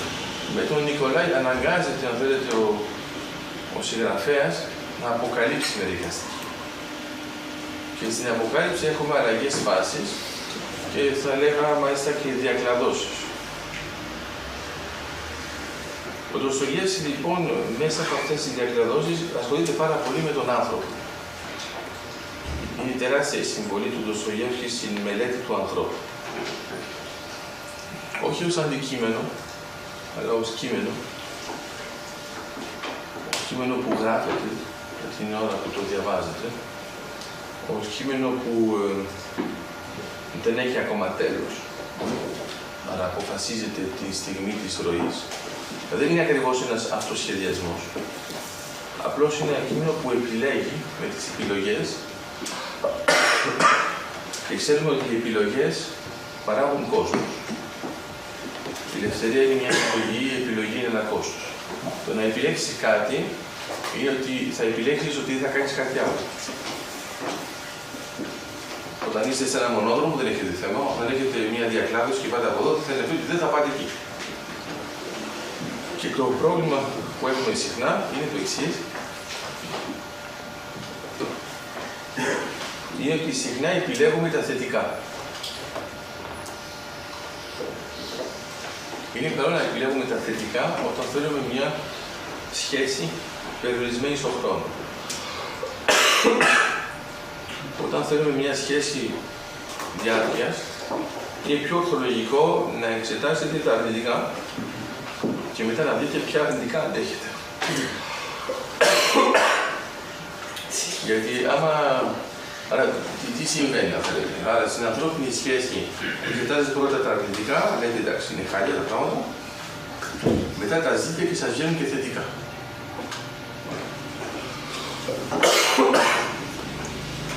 Είναι ακριβώς το πρόβλημα με τα εμπόδια.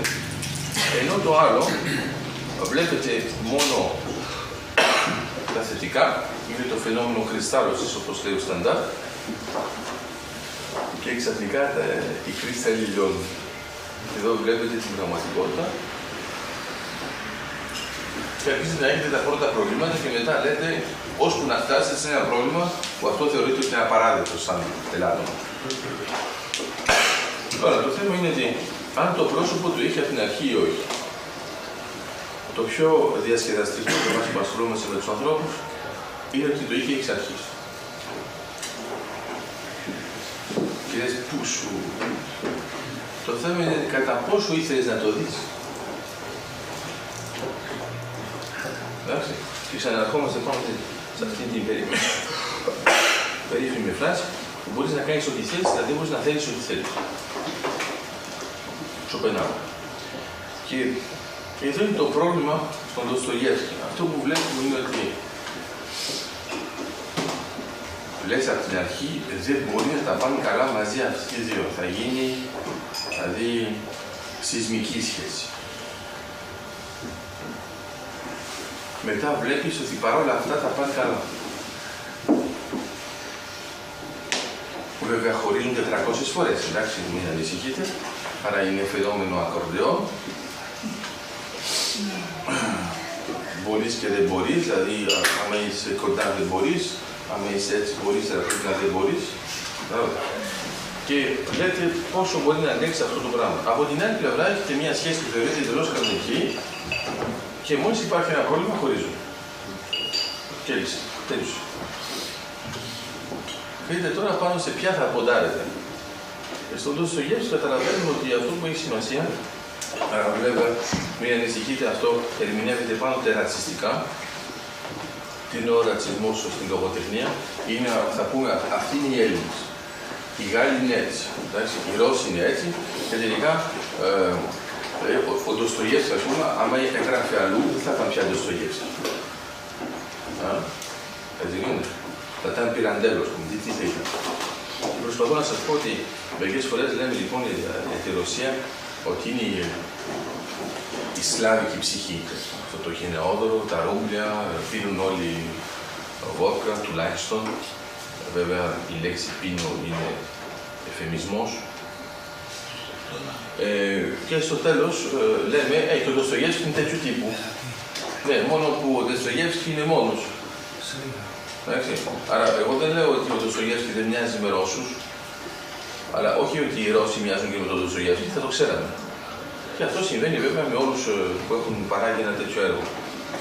Αυτό λοιπόν, αυτές οι αναλύσεις, αν θέλετε, λίγο πιο κοινωνιολογικές και εγώ τις ονομάζω ρατσιστικές, γιατί η σχέση με την κοινωνία είναι άλλο θέμα, είναι ότι μερικές φορές όλα εξηγούνται δήθεν από την εθνικότητα του τύπου.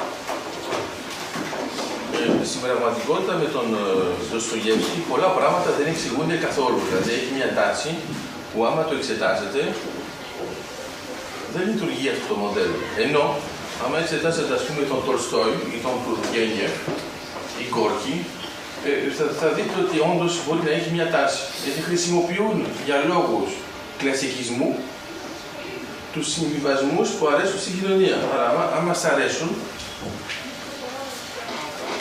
φανταστείτε, ας πούμε, να έχετε εδώ έναν διανοούμενο στην Ελλάδα και να λέει πράγματα συστηματικά εναντίον του τάβλη και του μπουζουκιού. Άμα βάλω και το κομπολό, είμαστε εντάξει.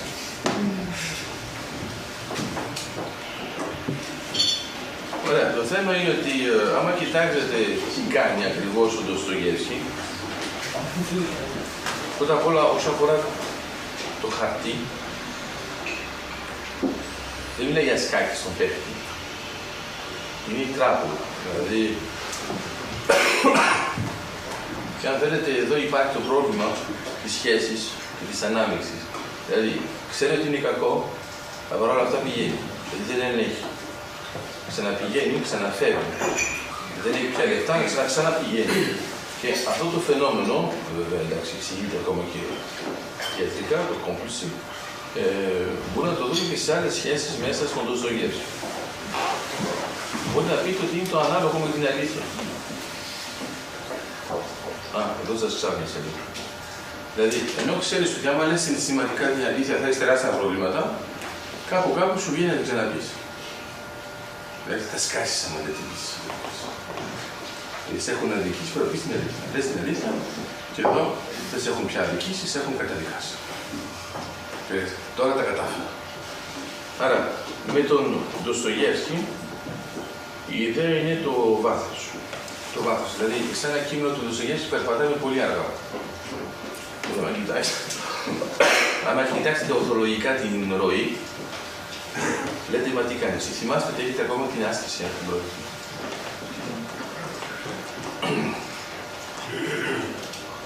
Και επειδή δημιουργεί αυτή την διαστολή του χρόνου, έχουμε την εντύπωση ότι γίνονται πάρα πολλά πράγματα και αν θέλετε λοιπόν να κάνετε το τεστ, διαβάστε το Ντοστογεύσκι, ας πούμε, 40 σελίδες και να έχετε κάποιον δίπλα που να σας λέει τι διάβασε.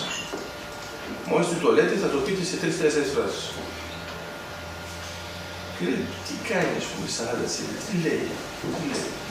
Και το ενδιαφέρον λοιπόν είναι ότι πρώτα απ' όλα δεν μπερδεύεται, που είναι εντυπωσιακό. Εντάξει.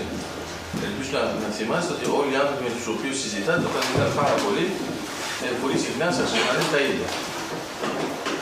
Δεν μιλάω μόνο για τους μεγάλους σε ηλικία, μιλάω και για αυτούς που δεν σκέφτονται ακριβώς τι λέτε. Δηλαδή αυτό σχεδιάζουν και σιγά σιγά το χαρακτηριστικό που σας λένε τα ίδια ανέκδοτα. Δεν στο είπα αυτό, στο είπα. Αυτό είναι η εξέλιξη. Δηλαδή, του έχει συμβεί αρκετές φορές. Σου λέτε το πω από την αρχή, άμα το είπα ή όχι.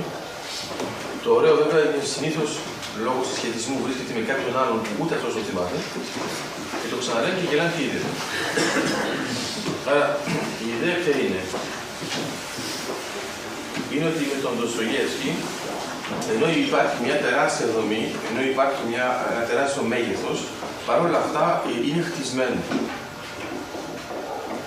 Και είναι σαν να βλέπει την πόλη. Θα μπορούσατε να μου πείτε, εντάξει, γνωρίζει πολύ καλά την Πετρούπολη, την προοπτική Νεύσκη, διαφωνώ μαζί σας, αλλά αυτό δείχνει και μια ικανότητα, αν θέλετε, χαρτογράφησης του χώρου. Του χώρου του νοητικού και του ενδοκεφαλικού. Δηλαδή η νοόσφαιρα του Ντοστογεύσκη είναι ξεκάθαρη ότι ξεχυλίζει σε σχέση με την πραγματικότητα. Ξέρετε, όταν έχετε ένα πληγισμένο παιδί, οριακά πληγισμένο, πιέζεται από την κοινωνία, όταν είναι πληγισμένο αρχίζει να γίνεται μια μάχη, μια αντιπαλότητα. Όταν είναι πιο πέρα δεν υπάρχει πια αντιπαλότητα, γιατί αυτός μετατρέπει την πραγματικότητα. Άρα μιλάει για την υπόλοιπη πραγματικότητα και απλώς η πραγματικότητα η προηγούμενη δεν πρόκειται να αλλάξει, μην ανησυχείτε. Αλλά το καλό είναι ότι οι κοινωνίες πεθαίνουν. Άρα έρχεται η επόμενη και η επόμενη θεωρείται αυτά τα δεδομένα που λειτουργεί με αυτά τα δεδομένα. Με τον Ντοστογεύσκη γίνεται αυτό το πράγμα. Αν κοιτάξετε λοιπόν την περίοδο της Ρωσίας 1821-1881, θα μου πείτε είναι μόνο 60 χρόνια. Αλλά είναι αρκετά σημαντικά και ξέρετε πολύ καλά τι θα γίνει ως εξέλιξη και μετά. Άρα είναι θα έλεγα, ένας ρώσικος διαφωτισμός, πιο ψυχολογικός, που είναι πιο εσωτερικός. Δηλαδή, ο κόσμος του Ντοστογεύσκη είναι εσωτερικός.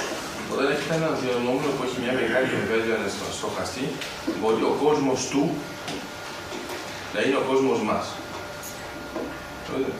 Στον Ντοστογεύσκη είναι ακριβώς το ίδιο, αλλά ανάποδα. Ο κόσμος μας είναι ο κόσμος του.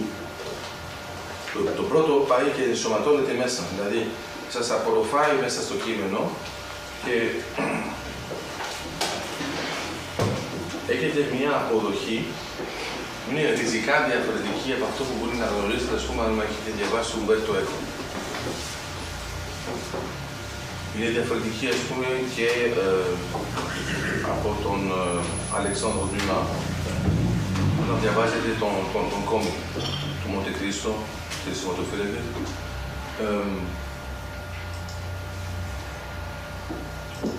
Μπαίνετε μέσα, ξέροντας ότι είστε έξω. Βλέπετε, σας συμβεί αυτό. Πάτε σε ένα σπίτι και σου λέει περάστε. Στον Ντοστογεύσκη δεν έχει πόρτα. Δεν ξέρεις αν είσαι μέσα ή έξω. Και σε κάποια φάση θα ήθελες να είσαι έξω, να λειτουργήσεις σε κάποια φάση. Άρα η δυσκολία που έχουμε στον Ντοστογεύσκη είναι ότι έχουμε την τάση να διαβάζουμε πολλές σελίδες συνεχόμενα. Είναι μια δυσκολία που είναι εύλογη για τον αναγνώστη, αλλά είναι συγκεκριμένη. Δηλαδή, έχετε άλλους συγγραφείς που διαβάζετε μια σελίδα και λέτε τι είπε τώρα. Εδώ με τον Ντοστογεύσκη είναι ριζικά διαφορετικό. Είναι, λέτε, τίποτα. Δηλαδή, σας έχει επηρεάσει τόσο πολύ που σκέφτεστε όπως σκέφτεται. Ενώ με τον άλλον, λες τι είπε τώρα ο άνθρωπος. Δηλαδή, είστε ακόμα εξωτερικός παρατηρητής. Θα σας δώσω ένα παράδειγμα, αν θέλετε, λίγο πιο χειροπιαστό. Πάτε σε μια θεατρική παράσταση και λέτε στον ηθοποιό, έπαιξες πολύ ωραία. Αυτό δεν βρισιά. Δηλαδή, ο κοινωνικός ηθοποιός χαίρεται να ακούει αυτό το πράγμα. Ενώ όταν του λέτε αυτό, του λες, εγώ ξέρω ότι είσαι ηθοποιός. Και δεν είσαι το πρόσωπο που παίζεις. Στον Ντοστογεύσκη, άμα πάτε σε μια παράσταση, ας πούμε, η δαιμονισμένη που έχει ανεβάσει ο Καμιού, θα δυσκολευτείτε να δείτε ποιος είναι ηθοποιός. Παρασκευαστές, ξεχάστε το. Αλλά η ηθοποιός λέει τα πρόσωπα θα σας επηρεάσουν τόσο πολύ που θα λέτε ξεχυλίζει μέσα στην πραγματικότητά μου. Ενώ το άλλο έχεις αυτή την απόσταση, την νοητική να πεις μ' αρέσει, δεν μ' αρέσει. Στον Ντοστογεύσκη αυτό που δεν μας αρέσει ή μας αρέσει είναι τα ίδια τα πρόσωπα. Δηλαδή έχει χτίσει τόσο πολύ την ψυχολογία κάθε προσώπου που έχουμε, αν θέλετε, ή έναν έρωτα ή μια απέχθεια με το πρόσωπο. Το πρόσωπο. Όχι το πρόσωπο που είναι χτισμένο από το λογοτέχνη. Είναι τεράστια αυτή η διαφορά. Και αυτό μας συμβαίνει πολύ σπάνια. Μας συμβαίνει συνήθως σε εύκολα βιβλία, όπως είναι τα αστυνομικά, γιατί χανόμαστε γύρω και η ταινία. Σκεφτείτε σε ποιες ταινίες έχετε καταφέρει να μπείτε μέσα, χωρίς να ξέρετε ότι έχετε βγει. Δίνω ένα παράδειγμα, ας πούμε, όταν ο Γκιότε θα γράψει τα βάσανα του νεαρού Βέρτερ, αν ξέρετε πόσοι αυτοκτόνησαν, γιατί ένιωταν ότι ήταν σαν το Βέρτερ, τεράστια διαφορά, βλέπετε. Άλλο λοιπόν μια αποδοχή και άλλο μια αποπλάνηση. Υπάρχει μια αποπλάνηση του αναγνώστη που προέρχεται από το θα διαβάσω ένα κείμενο για να περάσει το χρόνο. Θα πάω στο κινηματογράφο, όχι για να δω μια ταινία, για να πάω στο κινηματογράφο. Άρα, όσοι από εσάς πηγαίνουν στο κινηματογράφο για να δουν μια συγκεκριμένη ταινία, δεν έχουν καμία σχέση με αυτούς που πάνε στο κινηματογράφο και θα βγαίνουν σε οποιαδήποτε. Αρκεί παρέμβει να πει, να πάμε σε αυτό, είναι ωραίο. Το είναι ωραίο είναι επειδή είδαν την αφίσα. Αν τη διάβασα. Μερικές φορές είναι στα ξένα, δεν φταίει εμείς. Με το βιβλίο είναι ακριβώς το ίδιο. Το παράδοξο, αν θέλετε, για να διαβάζετε την Νιετόσκα, πρέπει να έχετε διαβάσει ήδη το Ντοστογεύσκι. Είναι σχεδόν απίθανο να πείτε στην Νιετόσκα για πρώτη φορά χωρίς να έχετε δει ποτέ το Ντοστογεύσκι. Δεν είναι ένα κείμενο που είναι φτιαγμένο για να είναι προσβάσιμο άμεσα. Θα μπείτε σε άλλα κείμενα όπως είναι ο Ηλίθιος, όπως είναι... δεν σας είπα. Εγώ θεωρώ ότι ενώ δεν είναι ακριβώς η χρονολογική σειρά, πρέπει να μπείτε πρώτα με το έγκλημα και τη τιμωρία, τον Ηλίθιο, μια εξέλιξη, μετά τους δαιμονισμένους και μετά τους αδελφούς Καραμαζόφ. Νομίζω ότι άμα δεν έχετε αυτή την σειρά, είναι μερικά πράγματα του Ντοστογεύσκη που θα τα χάσετε. Είναι κρίμα γιατί είναι πολύ μεγάλο συγγραφέα και βάζει πολλά πράγματα μέσα από τα προηγούμενα που επηρεάζουν το άλλο. Άρα, βέβαια, πάντα όπως έχετε την ελευθερία του αναγνώστη, το λεγόμενο lector infamous, μπορεί να διαβάσετε όποτε θέλετε, το διαβάσετε και ανάποδα, αν θέλετε να έχουμε θέμα, να διαβάσετε μόνο από σφάλματα, σαν να είστε στο σχολείο και αυτό έχετε δικαίωμα. Αλλά το ερώτημα είναι αυτό που λέει το Ντοστογεύσκι, είναι ακόμα και αν έχετε δικαίωμα να πείτε ότι έχετε δικαίωμα για όλα, μήπως μερικά πράγματα δεν έχουν νόημα.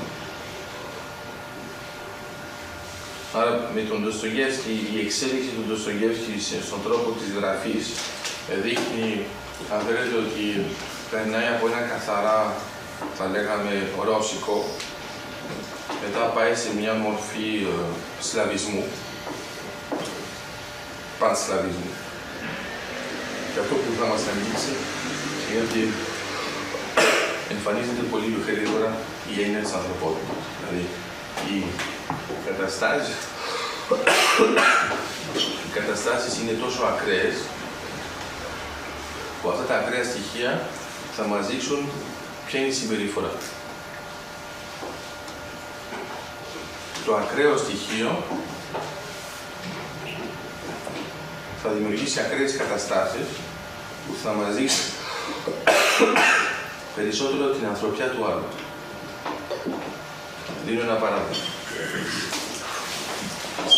Στην Ελλάδα είμαστε πολύ της παρέας. Άρα είμαστε σε παρέες, βγαίνουμε με τους φίλους μας που είναι οι παρέες, όλα αυτά εντάξει. Βέβαια δεν αντιλαμβανόμαστε ότι επειδή είναι παρέας είναι πράγματα και αντικείμενα και όχι κείμενα που μας μοιάζουν. Στην πραγματικότητα στην παρέα αναζητούν τον εαυτό μας. Πολλές φορές. Γι' αυτό και τα πάμε καλά στις παρέες και γι' αυτό δεν κάνουμε τίποτα με τις παρέες. Όταν περνάμε καλά με μια παρέα είναι πολύ καλά. Αυτό είναι ο στόχος του τελικού.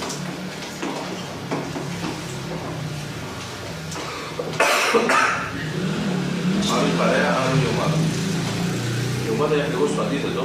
Είναι όταν επιλέγετε τους ανθρώπους συμπληρωματικά από αυτά που κάνετε. Άρα ένα χαρακτηριστικό παράδειγμα, όπως μίλησα για τον ποδοσφαιριστή, Βλέπετε, μπορεί να φανταστείτε μια παρέα με 11 τερματοφύλακες, αλλά αυτό δεν θα είναι ποτέ ομάδα.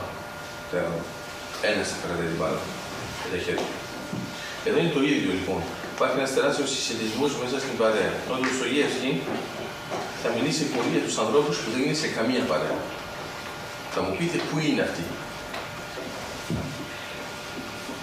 Είναι τα πρώτα σημεία της ανθρωπότητας. Ενώ οι άνθρωποι που είναι σε παρέα είναι αυτός υποσύνολα της κοινωνίας. Εντάξει, δεν πειράζει. Πρέπει να υπάρχουν από όλα. Όπως λέει ο Νάιμι Μορέτη, αγαπώ την ανθρωπότητα, αλλά πόσο δύσκολο είναι να την αγαπάς σε ένα μονάδα. Και εδώ λοιπόν με τον Ντοστογεύσκι, λόγω της απομόνωσης, της εξορίας, της φτώχειας, της δυσκολίας της ζωής, είναι ένας άνθρωπος που γράφει εξ αρχής ως άνθρωπος και όχι ως μέλος παρέας. Κατά συνέπεια μας αγγίζει κατευθείαν γιατί άμα ήταν σε μια παρέα, όπως εμείς δεν είμαστε του ίδιου χώρου, θα το βλέπουμε ως εμείς είμαστε έξω. Επειδή ο Ντοστογεύσκι είναι εκτός από κάθε παρέα, τον βλέπουμε πιο δικό μας. Είναι το πρόβλημα που έχουμε και με τα πρόσωπα που έχει μέσα στα κείμενά του. Είναι, σας μίλησα λοιπόν για τον Κυρίλοφ, σας μίλησα για τον Τσατόφ, σας μίλησα για τον Σταυρογγίν. Θα είναι δύσκολο να πείτε ότι είναι πραγματικά στην παρέα αυτή. Τους βλέπετε λίγο παράξενους σε σχέση με την παρέα. Οι άλλοι σας φαίνονται σαν ένα μοτίβο κλασικό. Αυτή λοιπόν η μεγάλη διαφορά θα γίνει μετά τα κάτερα. Γιατί νομίζω ότι όταν αναγκάζεις έναν άνθρωπο να πει σε μια παρέα την οποία δεν έχει επιλέξει, καταλαβαίνει ότι είναι εκτός. Αλλά επειδή είναι μέσα, είναι εγκλωβισμένος. Άρα είναι, αν θέλετε, το ανάλογο από το ελεύθερος πολιορκημένος. Είναι μερικοί που ενώ είναι ελεύθεροι θεσμικά, είναι σκλάβοι. Έχουμε πολλούς στην Ελλάδα αυτή την περίοδο. Ενώ έχουμε ανθρώπους που δεν είναι ελεύθεροι θεσμικά και είναι ελεύθεροι. Τεράστια διαφορά. Και αυτό μας θυμίζει τον Επίκτητο που λέει θεώρησε τον εαυτό σου ως ελεύθερο όν ή ως σκλάβο, όλα εξαρτούνται από σένα. Τεράστιο. Αυτό λοιπόν που κάνει ο Ντοστογεύσκι είναι ότι επιλέγει ότι είναι ελεύθερο όν. Λέω όταν το βλέπεις αντικειμενικά, λες ρε παιδιά, καταδικασμένος ήταν, στα κάτεργα ήταν, εξορία ήταν, δηλαδή απ' όλα έχει φάει και λες εγώ είμαι ελεύθερος. Άρα στην αρχή δεν μπορείς να πεις ότι είναι ανέστητος. Δεν μπορεί. Το καταλαβαίνει. Ενώ σιγά σιγά καταλαβαίνεις ότι είναι μια συνειδητοποιημένη επιλογή ότι εγώ θα παραμείνω ελεύθερος ακόμα και ανάμεσα στους σκλάβους. Αν σκεφτείτε πώς το σκέφτηκε ο Σπάρτακος, έχει ενδιαφέρον γιατί ο Σπάρτακος είναι ένας θρακτώτης. Μην ανησυχείτε, σχεδόν μόνο οι Έλληνες δεν το ξέρουν αυτό, όλοι οι άλλοι βέβαια το λένε.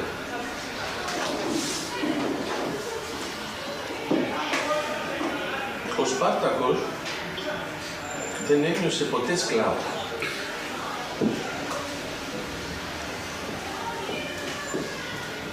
Και αυτό που μας δείχνει το έργο, αν θέλετε, του Ντοστογεύσκι, είναι ότι το χειρότερο που μπορεί να συμβεί δεν είναι να είσαι σκλαβός σου. Είναι να νιώθεις σκλάβος. Τεράστια διαφορά. Και αυτό σχετίζεται και με τον Σον Τzu που σου λέει ότι ο μεγαλύτερος αντίπαλος δεν είναι ο εχθρός, είναι ο εαυτός σου. Άρα, όταν νιώθουμε, αν θέλετε, σκλάβοι, το πρώτο ερώτημα που πρέπει να έχουμε είναι γιατί το νιώθουμε. Δεύτερον, μήπως άλλοι θέλουν να το νιώθουν. Τρίτον, είναι μήπως μας συμφέρει να είμαστε σκλαβωμένοι, γιατί δεν έχουμε ανάγκη να πάρουμε πρωτοβουλίες. Είναι ένα παράδειγμα, είναι σε ένα μάθημα στη Γαλλία μου λένε, στο λέω στη ωραία στην Ελλάδα που δεν τολμήσει να κάνει το ανάλογο, μου λένε, μα κύριε, αυτό το πρόγραμμα είναι έτσι, αυτό το θεσμικό είναι έτσι. Ωραία, λέω, σήμερα θα κάνουμε ένα μάθημα, θα βγάλουμε όλα αυτά.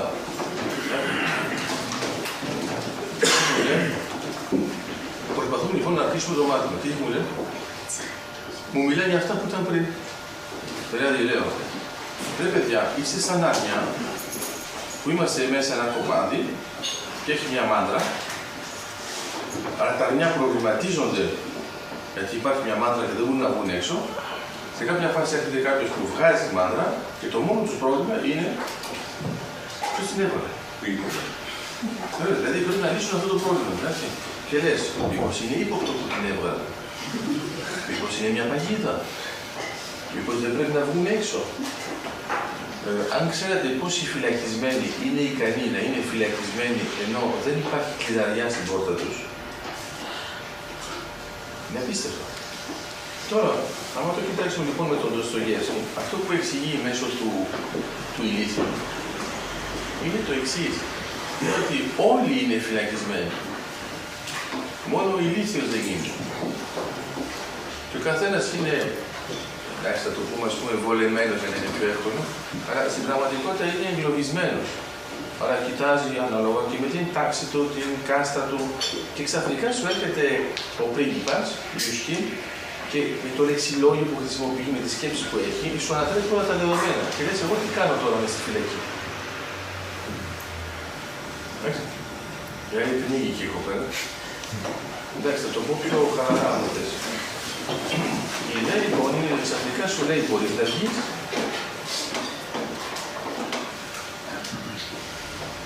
Έχετε ποια ερώτηση, μετά, πού έρχεται. Να βγω που. Όταν κάναμε μάθημα στα παιδιά των εγκλωβισμένων, για να τους εξηγήσουμε τι είναι εγκλωβισμένος, τα παιδιά δεν καταλάβαιναν ποιο ήταν το πρόβλημα. Και όταν τους έλεγες, ας πούμε, αυτό είναι εγκλωβισμένο, λέει ναι, αλλά εμάς γιατί μας αφορά. Ήταν τα παιδιά των εγκλωβισμένων. Αλλά το θέμα είναι ότι αυτό που ξεχνάμε είναι ότι τα παιδιά των εγκλωβισμένων έχουν δει μόνο τη ζωή τους εγκλωβισμένα. Άρα, όταν τους λες διάφορες ιδέες, ότι όταν είσαι εγκλωβισμένος δεν μπορείς να κάνεις αυτό, δεν μπορείς να κάνεις αυτό, μα δεν έχεις σκεφτεί ποτέ ότι θα μπορείς να κάνεις αυτό. Δηλαδή, εγώ άμα σας πω ξαφνικά μια παράδειγμα που είσαστε εγκλωβισμένοι, δεν μπορεί να πετάξει. Επίσης, σιγά το επιχείρημα τώρα, δηλαδή αυτό ήταν το πρόβλημά μας. Και λοιπόν με τον εγκλωβισμένο είναι ότι δεν ξέρει ότι είναι εκεί. Το ενδιαφέρον λοιπόν, όπως το λέει και ο Λότσο, λέει ότι για να καταλάβεις την ελευθερία πρέπει να έχεις μπει φυλακή. Αλλά πρόσεξε, δεν λέει πρέπει να έχεις ζήσει στη φυλακή. Λέει πρέπει να έχεις μπει, που υπονοεί ότι πριν ζήσουν, μετά μπήκες και μετά σε έβγαλαν. Άμα έχετε μια διαδικασία που άλλος είναι γεννημένος μες στη φυλακή. Και αυτό που προσπαθεί να πει ο Ντοστογεύσκι είναι ότι δεν μπορούμε να κάνουμε τίποτα με τους ανθρώπους που έχουν γεννηθεί σε μια φυλακή. Γιατί όταν τους ανοίγετε την πόρτα, φοβούνται. Το ενδιαφέρον είναι ότι κάνουν το ίδιο τα ζώα. Και τα πουλιά. Εντάξει. Το βλέπετε πολύ καλά όταν είναι πολύ μικρά τα παιδιά, βλέπουν ένα κλουβί, το ανοίγουν και λένε πέταξε, πέταξε, το πετάει και μετά από λίγο ξαναδεί μέσα. Επειδή είναι πολλοί εδώ που δεν τους ξέρω καθόλου και δεν θέλω να σας πειράξω, αυτό είναι ακριβώς πάνω, σας το λέω λοιπόν, το προετοιμάζω. Είναι ακριβώς αυτό που κάνουμε με τις ανθρώπινες σχέσεις. Και τώρα μπορεί να βάλετε και το ανθρώπινο, καταλάβετε τι είναι. Σε όλους τους άλλους που είναι εκτός αυτής της αίθουσας βέβαια αυτό σημαίνει. Και λοιπόν αυτή η έννοια της φυλακής, άρα αν θέλετε μπορούμε να το πούμε και ενός κοινωνικού συμβιβασμού, έρχεται και καταραίει εντελώς με την γραφή του Ντοστογεύσκι. Όλα αυτά παρασύρονται, δηλαδή όταν αρχίζει να διαβάζετε πώς τα λέει ο Ρασκολνικόφ, λέτε ναι, έχει δίκιο, δώσου να καταλάβει, μετά έρχεται ο ανακριτής και λέτε έχω γίνει μια σφαλιά, απαντάει βέβαια διαφορετικά, λέει εντάξει, άντεξε. Μετά ξαναέρχεται ο ανακριτής ξανά, μετά λες Εγώ είμαι από την πλευρά του πιανού. Σιγά σιγά ο εγκληματίας δίνει δίκιο στον ανακριτή. Εφόσον ο ανακριτής έχει δώσει δίκιο στον εγκληματία και τελικά αποδέχεται ότι είναι ορθό. Αναρωτήστε τώρα λοιπόν όχι μόνο πού είσαι, σε ποιο πρόσωπο, αλλά σε ποια στιγμή του προσώπου ανήκεις, που σε αντιπροσωπεύει πιο πολύ. Και εδώ ξαφνικά αντιλαμβάνεστε τι, ότι δεν σας αντιπροσωπεύει κανένα. Γιατί έχουν μια πολυπλοκότητα.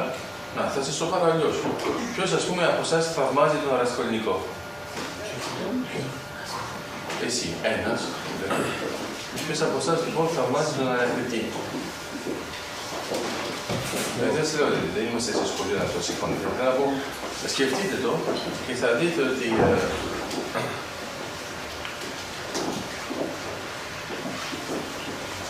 άμα σας ρωτήσουν σε ποιο σημείο το θαυμάζεις, θα δεις ότι όπως έχεις τουλάχιστον 3 φάσεις, θα πρέπει να αποδεχτείς μία από τις 3.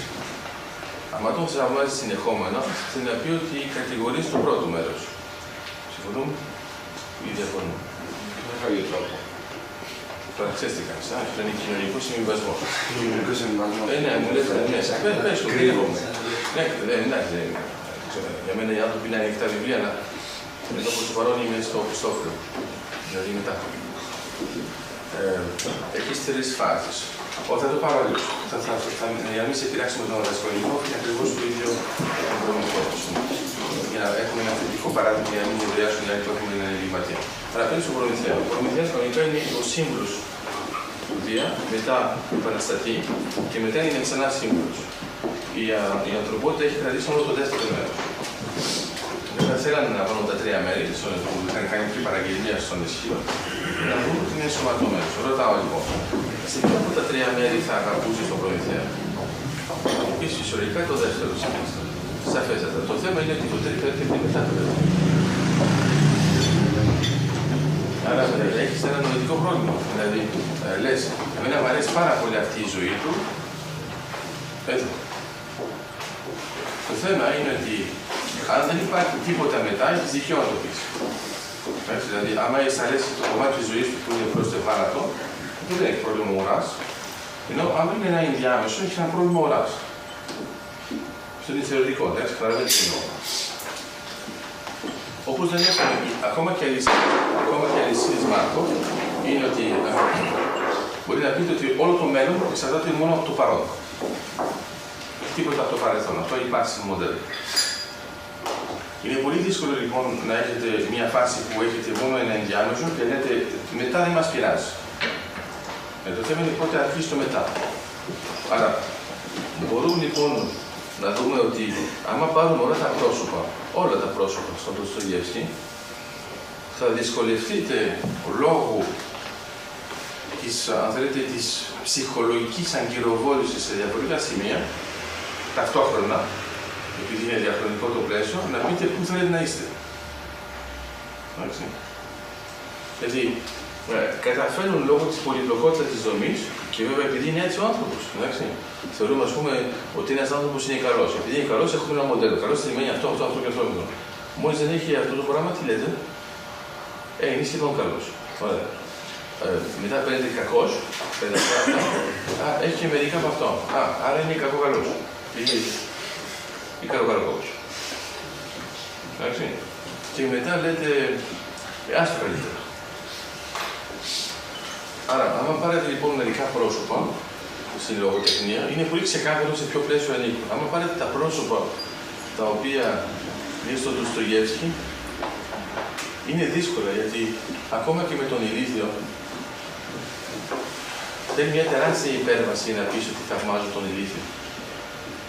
Δηλαδή είναι τόσο αντικοινωνικός, επειδή δεν είναι αντικοινωνικός, είναι ακοινωνικός. Ακόμα πιο εντυπωσιακό. Εντάξει. Που το λέω,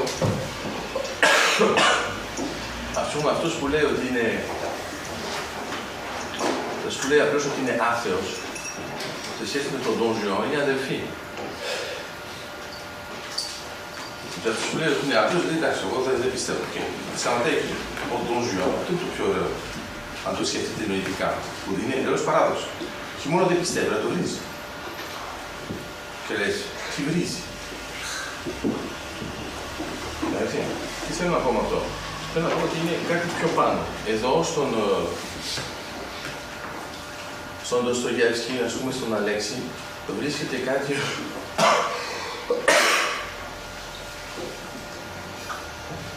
Θυμήθηκα κάτι άλλο μέσα αυτό, στεναχωρήθηκα. Όταν στον Ντοστογεύσκι έχετε πολύ την εικόνα του Χριστού. Ο Ντοστογεύσκι σε κάποια φάση της ζωής του είδε έναν πίνακα. Και αυτός ο πίνακας ήταν ο Χριστός. Νεκρός. Μετά τη στάχλωση. Του καθήλωσε και είναι έτσι. Και τον βλέπει λοιπόν και στεναχωρείται πάρα πολύ. Και είναι απέσιος ο Χριστός. Και ποια είναι απέσιος? Είναι ένας νεκρός. Δηλαδή, βλέπει τις δύο τρύπες, βλέπει ότι έχει αρχίσει να έχει σαπίσει το δέρμα του. Όλο αυτό το που εμείς το λέμε απλώς πέθανε. Έτσι, αυτό ένα καλλιτεχνικό φλού πέθανε. Σε ποια κατάσταση είναι λοιπόν? Ενώ τον βλέπετε, γιατί αυτός ο πίνακας του πάρει, τον βλέπετε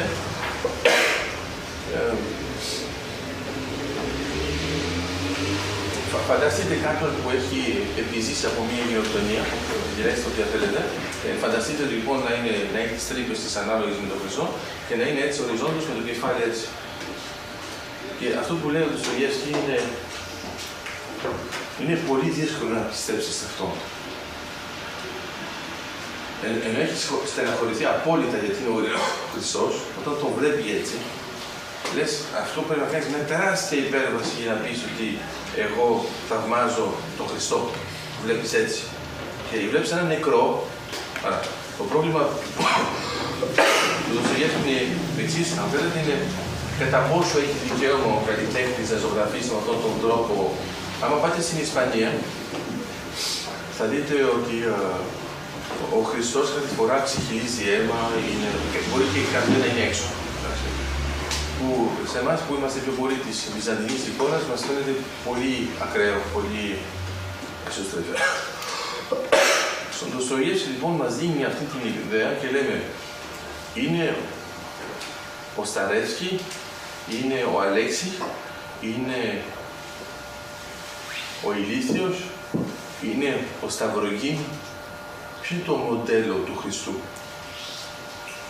Και η πολυπλοκότητα, αν θέλετε, της δομής του έργου μας κάνει να αναρωτιόμαστε και για την πολυπλοκότητα του ίδιου του ανθρώπου. Και αυτό που έχει ενδιαφέρον είναι ότι δεν βάζει μόνο έναν άνθρωπο με μια νοημοσύνη, τον καρφώνει με τη μνήμη της ανθρωπότητας. Δηλαδή υπάρχουν μερικά στοιχεία που είναι πολύ πιο βαθιά, που όταν το κοιτάζουμε τοπικά, είναι ακριβώς το φαινόμενο που λέω εγώ, το παγάκι και iceberg. Το παγόβουνο. Άμα κάνετε έτσι με το δάχτυλο, όπως κάνει ο Θωμάς, κρυώνει το δάχτυλό σας. Είναι παγάκι. Ναι.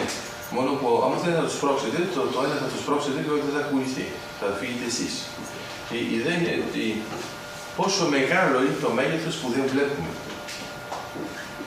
στην ανθρώπινη ύπαρξη. Δηλαδή, πάρτε το εξής μοντέλο, που μπορεί μετά να το ξανασκεφτείτε με τις σχέσεις. Γιατί αυτό που έχει ενδιαφέρον στις σχέσεις με τον Ντοστογεύσκι, οι σχέσεις αλλάζουν. Εντάξει. Πριν τον Ντοστογεύσκι είστε οι περισσότεροι αθώοι. Δηλαδή, αυτός θα είναι φίλος μου, άρα θα είναι φίλος μου πάνω. Άρα πάνω κάτω έχετε την νοημοσύνη ενός παιδιού 5 χρονών. Το οποίο λέει ότι οι γονείς είναι αθάνατοι και οι φίλοι είναι φίλοι και οι εχθροί είναι εχθροί. Άρα όταν φτάνετε στα 10 χρονών είναι ελληνικές ταινίες, ένας χρονών. Εκεί πέρα είναι ξεκάθαρα το πράγμα. Ξέρεις ποιος είναι ποιος. Και άμα υπάρχει κάποιος που είναι πολύ ύπουλος, στο τέλος είναι καταδικασμένος, άρα σώζεται όλη την ταινία. Και άμα υπάρχει κάποιο που είναι πολύ φτωχό, σίγουρα θα παντρευτεί με κάποια πλούσια κτλ. Άρα είναι η επίσημη δικαιοσύνη που βέβαια δεν υπάρχει. Αλλά είναι συμβατική. Τώρα με τον Ντοστογεύσκι είναι ότι δεν υπάρχει τίποτα το ακριβώς καλό και τίποτα ακριβώς κακό. Δεν είμαστε στο επίπεδο του Wilde. Εντάξει, με το πορτρέτο. Άλλο. Εδώ είναι ακόμα πιο άκρη. Στον Ντοστογεύσκι υπάρχει η πολλαπλότητα της ανθρωπιάς ενός ατόμου που ανάλογα με τις ερμηνείες της κοινωνίας φαίνεται διαφορετικά. Άρα, αν θέλετε σαν νοητικό μοντέλο, εγώ βλέπω τον κύκλο με όλες τις εφαπτώμενες. Εντάξει. Αν πάρετε λοιπόν όλες τις εφαπτώμενες με τον κύκλο, αυτό είναι η ολότητα. Αν βγάλετε τον κύκλο, είναι η πολλαπλότητα. Τώρα, αν σας πω, πείτε μου μια λέξη που να ταιριάζει και για τα δύο μαζί. Δηλαδή, ο κύκλος έχει ένα κέντρο και έχει μια ακτίνα, εισαπέχουν τα σημεία κλπ.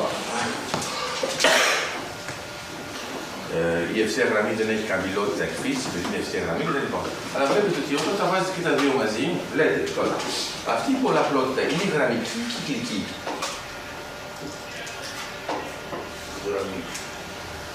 Άμα πείτε, ας πούμε, η πολλαπλότητα και δεν πείτε η ολότητα, δεν έχετε ακόμα το πρόβλημα της κυκλικότητας.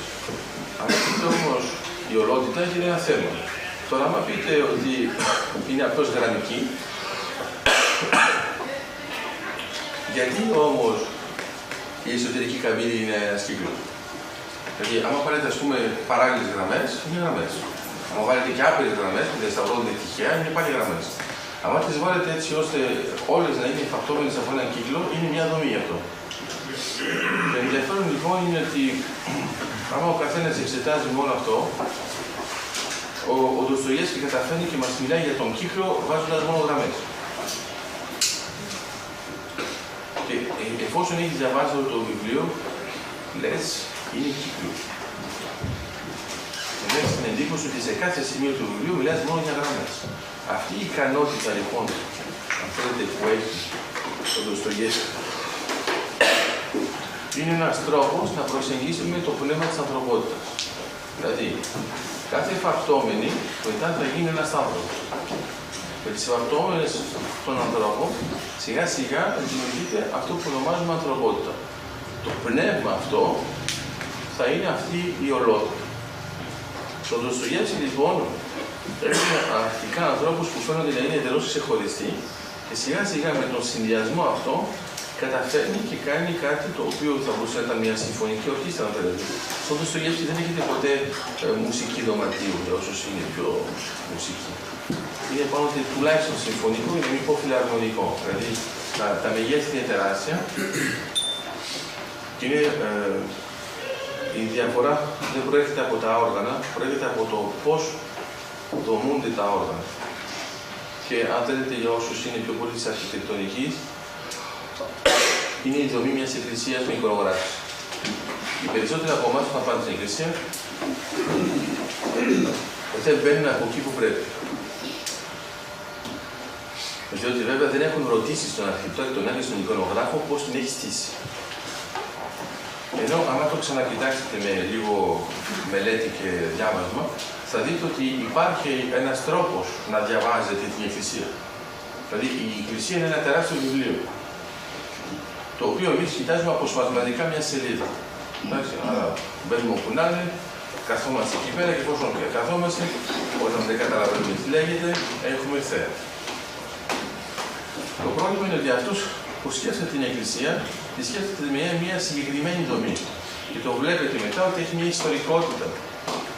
Πώς πάτε στα πλάγια, πώς πάτε στο κέντρο, πώς στρίβετε, ποια είναι η δομή του σταυρού.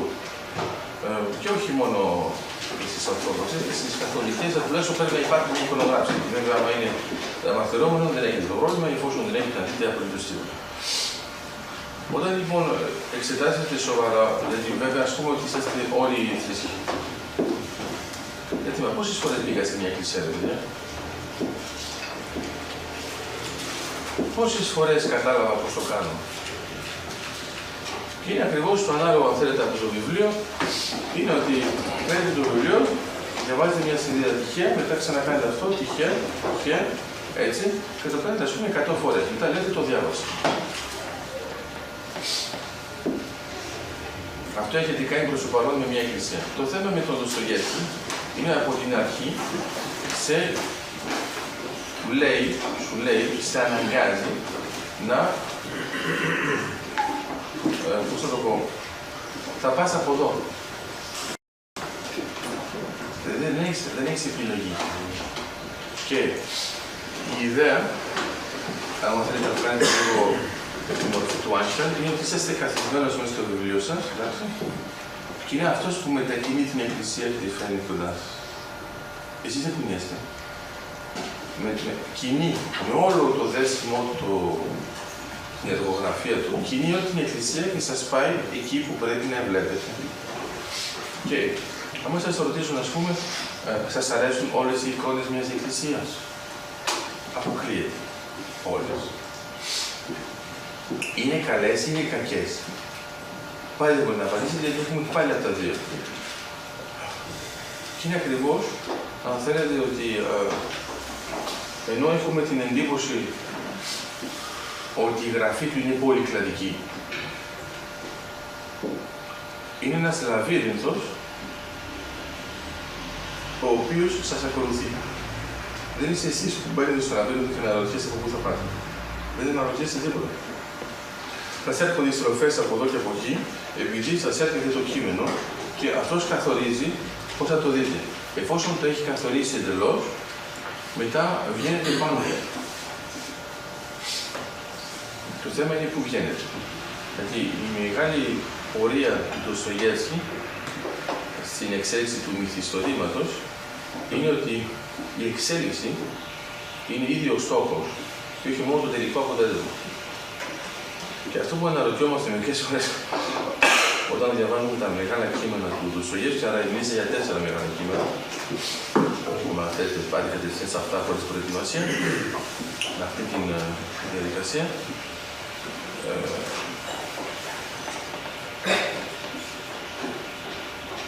Η ιδέα είναι ότι μόλις ανοίγετε το βιβλίο έχετε μπει στο λαβύρινθο. Ή μάλλον ο λαβύρινθος σας έχει προσεγγίσει. Άρα ή το κλείνετε και έχετε χάσει μια γέφυρα της ανθρωπότητας, γιατί ο Ντοστογεύσκη είναι ένα πέρασμα. Είναι ένα πέρασμα, νομίζω ότι είναι υποχρεωτικό. Βέβαια στην Ελλάδα, όταν λες σε κάποιον αυτό είναι υποχρεωτικό, θα σου πει δεν θα πάω.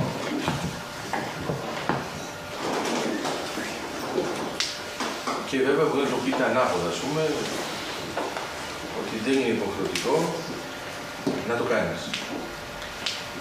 Έτσι θα κάνει το ανάποδο και τελικά θα τα βρείτε.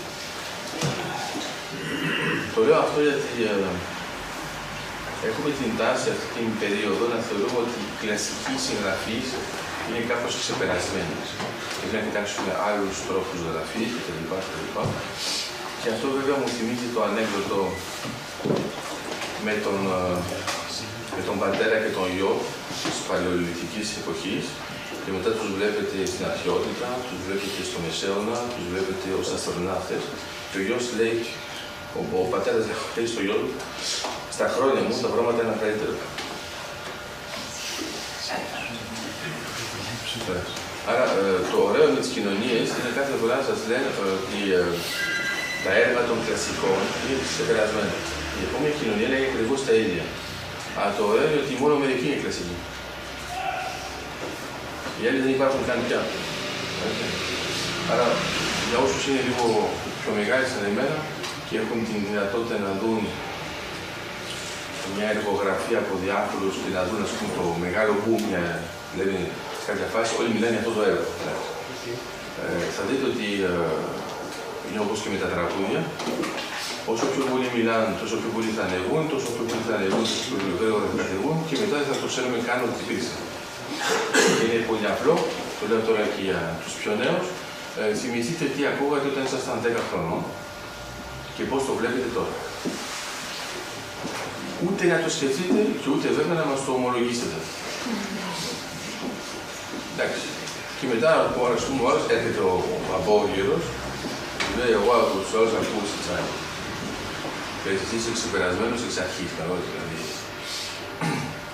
Μετά βέβαια όταν ο Τσιτσάνης μπήκε στα οδεία με τον Μπουζούκι, επίσημα, με παρτιτούρα, πάλι ξαφνιστήκαν οι άνθρωποι. Άρα, να σας δείξω λοιπόν ότι είναι πολύ εύκολο να φτύσουμε πάνω στο Ντοστογεύσκι. Πολύ. Όπως και στους κλασικούς συμφέρον. Άρα το θέμα είναι γιατί συνεχίζουν οι άνθρωποι να φτύνουν ενώ υπάρχουν ήδη αιώνες που έχουν περάσει. Γιατί είναι μερικοί που μπορούν να φτύσουν ή να γράψουν μόνο πάνω σε έναν τοίχο. Αν δεν υπάρχει τοίχος, να φτύσεις τι. Αυτό λοιπόν που λέω είναι για τους κλασικούς όταν τους φτύνετε, είναι ένα καλό δείγμα ότι είναι κλασικοί. Γιατί τους άλλους δεν ξέρετε καν που να φτύσετε. Όταν έχεις ένα στόχο στη ζωή σου και είναι να φτύνεις τους κλασικούς, είναι ένας στόχος. Τώρα να φτύσεις αυτούς που είχαν ένα σουξέ, πρέπει να τους βρεις. Άρα ο Ντοστογεύσκι, ενώ είναι έργα, γιατί είναι λίγο παράξενο, είμαστε το 2013 και προσπαθώ να σας κάνω μια προπαγάνδα για να χρησιμοποιήσουμε και ρώσικη έκφραση τον Ντοστογεύσκι, ενώ κανονικά τον ξέρετε ήδη. Αυτό που με αγγίζει είναι πρώτον ότι ήρθατε εδώ για να ακούσετε για έναν άχρηστο από έναν άλλον άχρηστο, για να χάσετε χρόνο, για να μην κάνετε τίποτα και στο τέλος να αναρωτηθείτε τι κάνω στη ζωή μου. Αυτό είναι το θέμα μας. Γιατί όπως πάντα ξέρετε, όταν κάνουμε πράγματα που είναι εντελώς χρήσιμα, μπορεί να είναι και απαραίτητα, αλλά πολύ συχνά μετά από λίγο είναι εντελώς άχρηστα. Ενώ όταν κάνουμε πράγματα που είναι άχρηστα, μπορεί να ποντάρουμε σχεδόν ότι θα είναι χρήσιμα μετά. Με τον Ντοστογεύσκι, όταν αρχίζετε να διαβάζετε και να έχετε αυτή την διαστολή του χρόνου, είναι σίγουρα άχρηστο και είναι σίγουρα χάσιμο χρόνο, αλλά είναι ο μόνος τρόπος να επενδύσετε ουσιαστικά και να μπείτε στο πνεύμα της ανθρωπότητας, το οποίο είναι σημαντικό γιατί δυστυχώς για μερικούς και ενώ είναι απαραίτητο, δεν γεννιόμαστε άνθρωποι, τι να κάνουμε, γινόμαστε. Αλλά το θέμα είναι ότι για να γίνεις πρέπει να επιλέξεις ποιους νεκρούς να διαβάσεις. Γιατί οι νεκροί συγγραφείς είναι αυτοί που γεμίζουν τις βιβλιοθήκες, δεν είναι οι ζωντανοί. Οι ζωντανοί γεμίζουν όλο και μικρότερο περιθώριο, γιατί δεν είναι νεκροί. Τους νεκρούς συγγραφείς λοιπόν σαν τον Ντοστογεύσκι βλέπουμε κάπως διαφορετικά τη ζωή, γιατί η ιδέα δεν είναι μόνο να διαβάσετε τον Ντοστογεύσκι και να βρείτε, ας πούμε, τα στοιχεία που είναι πολύ σημαντικά της εποχής εκείνης. Όχι, αυτό που μας αγγίζει τον Ντοστογεύσκι είναι αυτό. Και είναι πολύ απλό, γιατί ας ξαναδώ την άσκηση με τα ονόματα. Προσπαθήστε να θυμηθείτε τα ονόματα που ξέρετε από τον Ντοστογεύσκι, θα έχετε ένα πρόβλημα. Αν σας πω πού γίνονται οι δράσεις, καλά το αφήνουμε, τελείως θα αρχίσει το μαύρο δάκρυ. Αν σας πω σε ποιο ιστορικό πλαίσιο γίνεται, αλλά το έχετε διαβάσει. Άρα σημαίνει ότι κάτι άλλο σας άγγιξε. Κάτι άλλο που λες είναι όντως βαθύ το κείμενο, που σημαίνει ότι έχει βγάλει, αν θέλετε, όλα αυτά τα φρονικρού, πολύ απλά, στα οποία δεν έχετε δώσει και με μεγάλη σημασία, γιατί θα μπορούσε η δράση να γίνεται εκεί, να γίνεται σε άλλη πόλη. Αν θέλετε κάτι το ανάλογο, πιο προσβάσιμο, είναι με τον Κάφκα. Η δίκη του να γίνει εκεί, να γίνει αλλού, το κάτσαλο να είναι εκεί πέρα, ο πύργος. Εδώ λοιπόν με τον Ντοστογεύσκι, αν πραγματικά μας αγγίζει κάτι όπου δεν θυμόμαστε σχεδόν καμία λεπτομέρεια, είναι ένα θέμα. Και νομίζω ότι απλώς η απάντηση είναι επειδή ασχολείται με την ουσία. Και αυτή η ουσία σας δίνει και μια εύκολη απάντηση, το οποίο είναι ότι μιλάει για εσάς. Ή χειρότερα ακόμα, είναι ότι μιλάει σε εσάς. Που σημαίνει ότι ο νεκρός συγγραφέας μιλάει στον αγέννητο αναγνώστη, δημιουργεί μια γέφυρα μέσω του έργου και του εξηγεί την ανθρωπότητα. Αυτά για σήμερα. Ευχαριστώ πολύ, να είστε καλά.